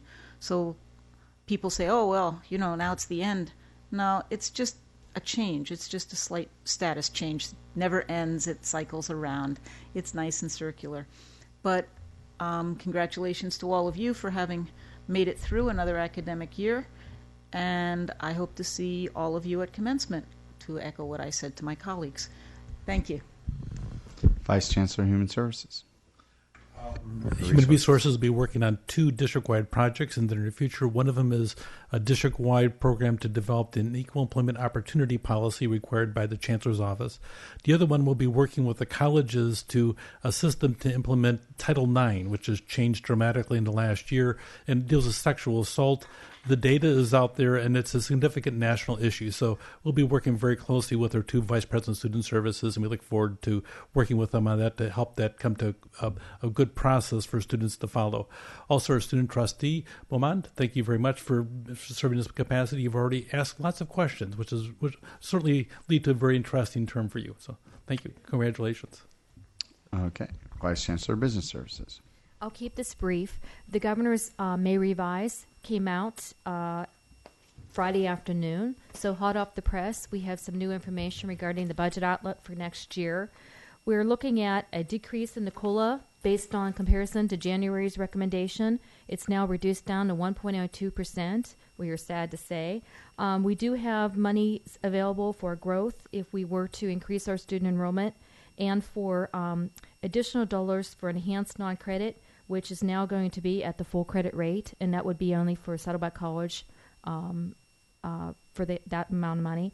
There's also an increase to the base allocation that's intended for offsetting the really dramatic PERS and STIRS rate increases that are happening over the next few years. There's a lot of one-time dollars being placed in various categories. Some of them are categorical. So one-time dollars are being added to Student Success Initiative, also to the Student Equity Plan Initiative. There's also a new category that we were surprised to see, so it'll be interesting to get more details on this. It's for full-time faculty. And it looks as if, by looking at the language, that it's supposed to be based on FTS, student FTS, for all colleges. So look as if basic aid districts might be able to qualify for this, and that'll be interesting to see. It's unclear how these are going to be distributed, but it looks as if it's going to be ranked based on our percentage of full-time faculty based on the FON report from the current year that we're in. And if that's the case, we would have to add between 8 and 22 faculty based on what quintile we are placed in. So we'll get more information from the State Chancellor's Office on that particular item. There's also some one-time dollars for mandated cost claims and for scheduled maintenance instructional equipment. So again, a very positive budget recommended this year. We'll wait and see what actually happens in June. But we're discouraged to see that a lot of it is coming in one-time fund categories. Thank you. Okay. IVC Classified Senate. Good evening, sir. Thank you. I'm Vincent Cooper. I'm president of the IVC Classified Senate. Welcome, Student Trustee Momand. From your questions today, it seems like you're going to have some good times here this following year, and congratulations. Thank you very much for representing the students. I just want to recognize the maintenance staff at IVC. They're going to be very busy this week with all the events happening and going on, and it's back-breaking work. And I just want to recognize them for their hard work, and congratulations to your swim team, sir. Thank you. Thank you. CSEA. Scott Ferguson Green, CSEA President, Local Chapter 586. Welcome, Student Trustee Momand. I hope you have a very good year, productive year, working with everyone. This is the California School Employees Week. I want to thank the Board of Trustees for earlier supporting this week with the resolution. This is probably the busiest week of the year for all the classified staff. Many of the staff members get to work with people they haven't worked before, because with commencement coming up, there's so much work that's intertwined. And yet, for all the work that they do, it comes off very successful. And part of that is due to our respective college presidents, Dr. Burnett and Dr. Roquemore. And the classified staff really, really does put in a lot of workload this week. So we're very happy that this week is being recognized for the classified employees, and we hope that this absolutely continues. Thank you. Saddleback College Classified Senate. Hello, Mike Sauter, Classified Senate President for Saddleback College. I'd like to introduce and congratulate 2 classified employees to you tonight. The first is Alicia Kirk. She's a program technician in the Division of Health Sciences and Human Services. She is completing her AA, or Associate's degree in Psychology at Saddleback College. She plans to transfer on to Cal State Fullerton for her BA in Psychology, and then on for a Master's in Social Work. Her goal is to work with at-risk youth in the juvenile justice system. I'd also like to introduce and congratulate Barbara Crary. She's a senior lab technician in Division of Advanced Tech and Applied Sciences. She is completing her associates at Saddleback in Nutrition. She has plans to transfer on and earn a bachelor's in nutrition as well. Her goal is to work with student athletes to develop nutrition programs for their active lifestyles and their hectic lifestyles as well. Both of these classified employees were the recipient of our $500 scholarship program that the Classified Senate has implemented in the last couple of years. And so we'd like to congratulate them and wish them well on a well-deserved scholarship. I'd also like to congratulate Siobhan Cesapides, our student recipient of a $500 scholarship. Now, all three of these ladies were announced and awarded at last week's scholarship ceremony at Saddleback College. And I'd also like to just say thank you to all the classified employees who've contributed their work and their funds to this worthy scholarship program that we've started here. And thank you very much. Thank you. So tonight we adjourn our meeting in memory of Irvine Valley College Emeritus Institute fitness instructor Eva Garnett. Eva was selected as a Teacher of the Year in 2006-2007. A memorial service will be held on Saturday, May 23rd, starting at 11 a.m. in Laguna Woods Village. For more information, contact IVC's Emeritus Institute. Our thoughts and prayers are with her family, colleagues, and friends. Yes? I'd also like to adjourn the meeting additionally in memory of those folks that lost their lives from Camp Pendleton in the humanitarian efforts in Nepal. Thank you. With that, we are adjourned. Have a good evening.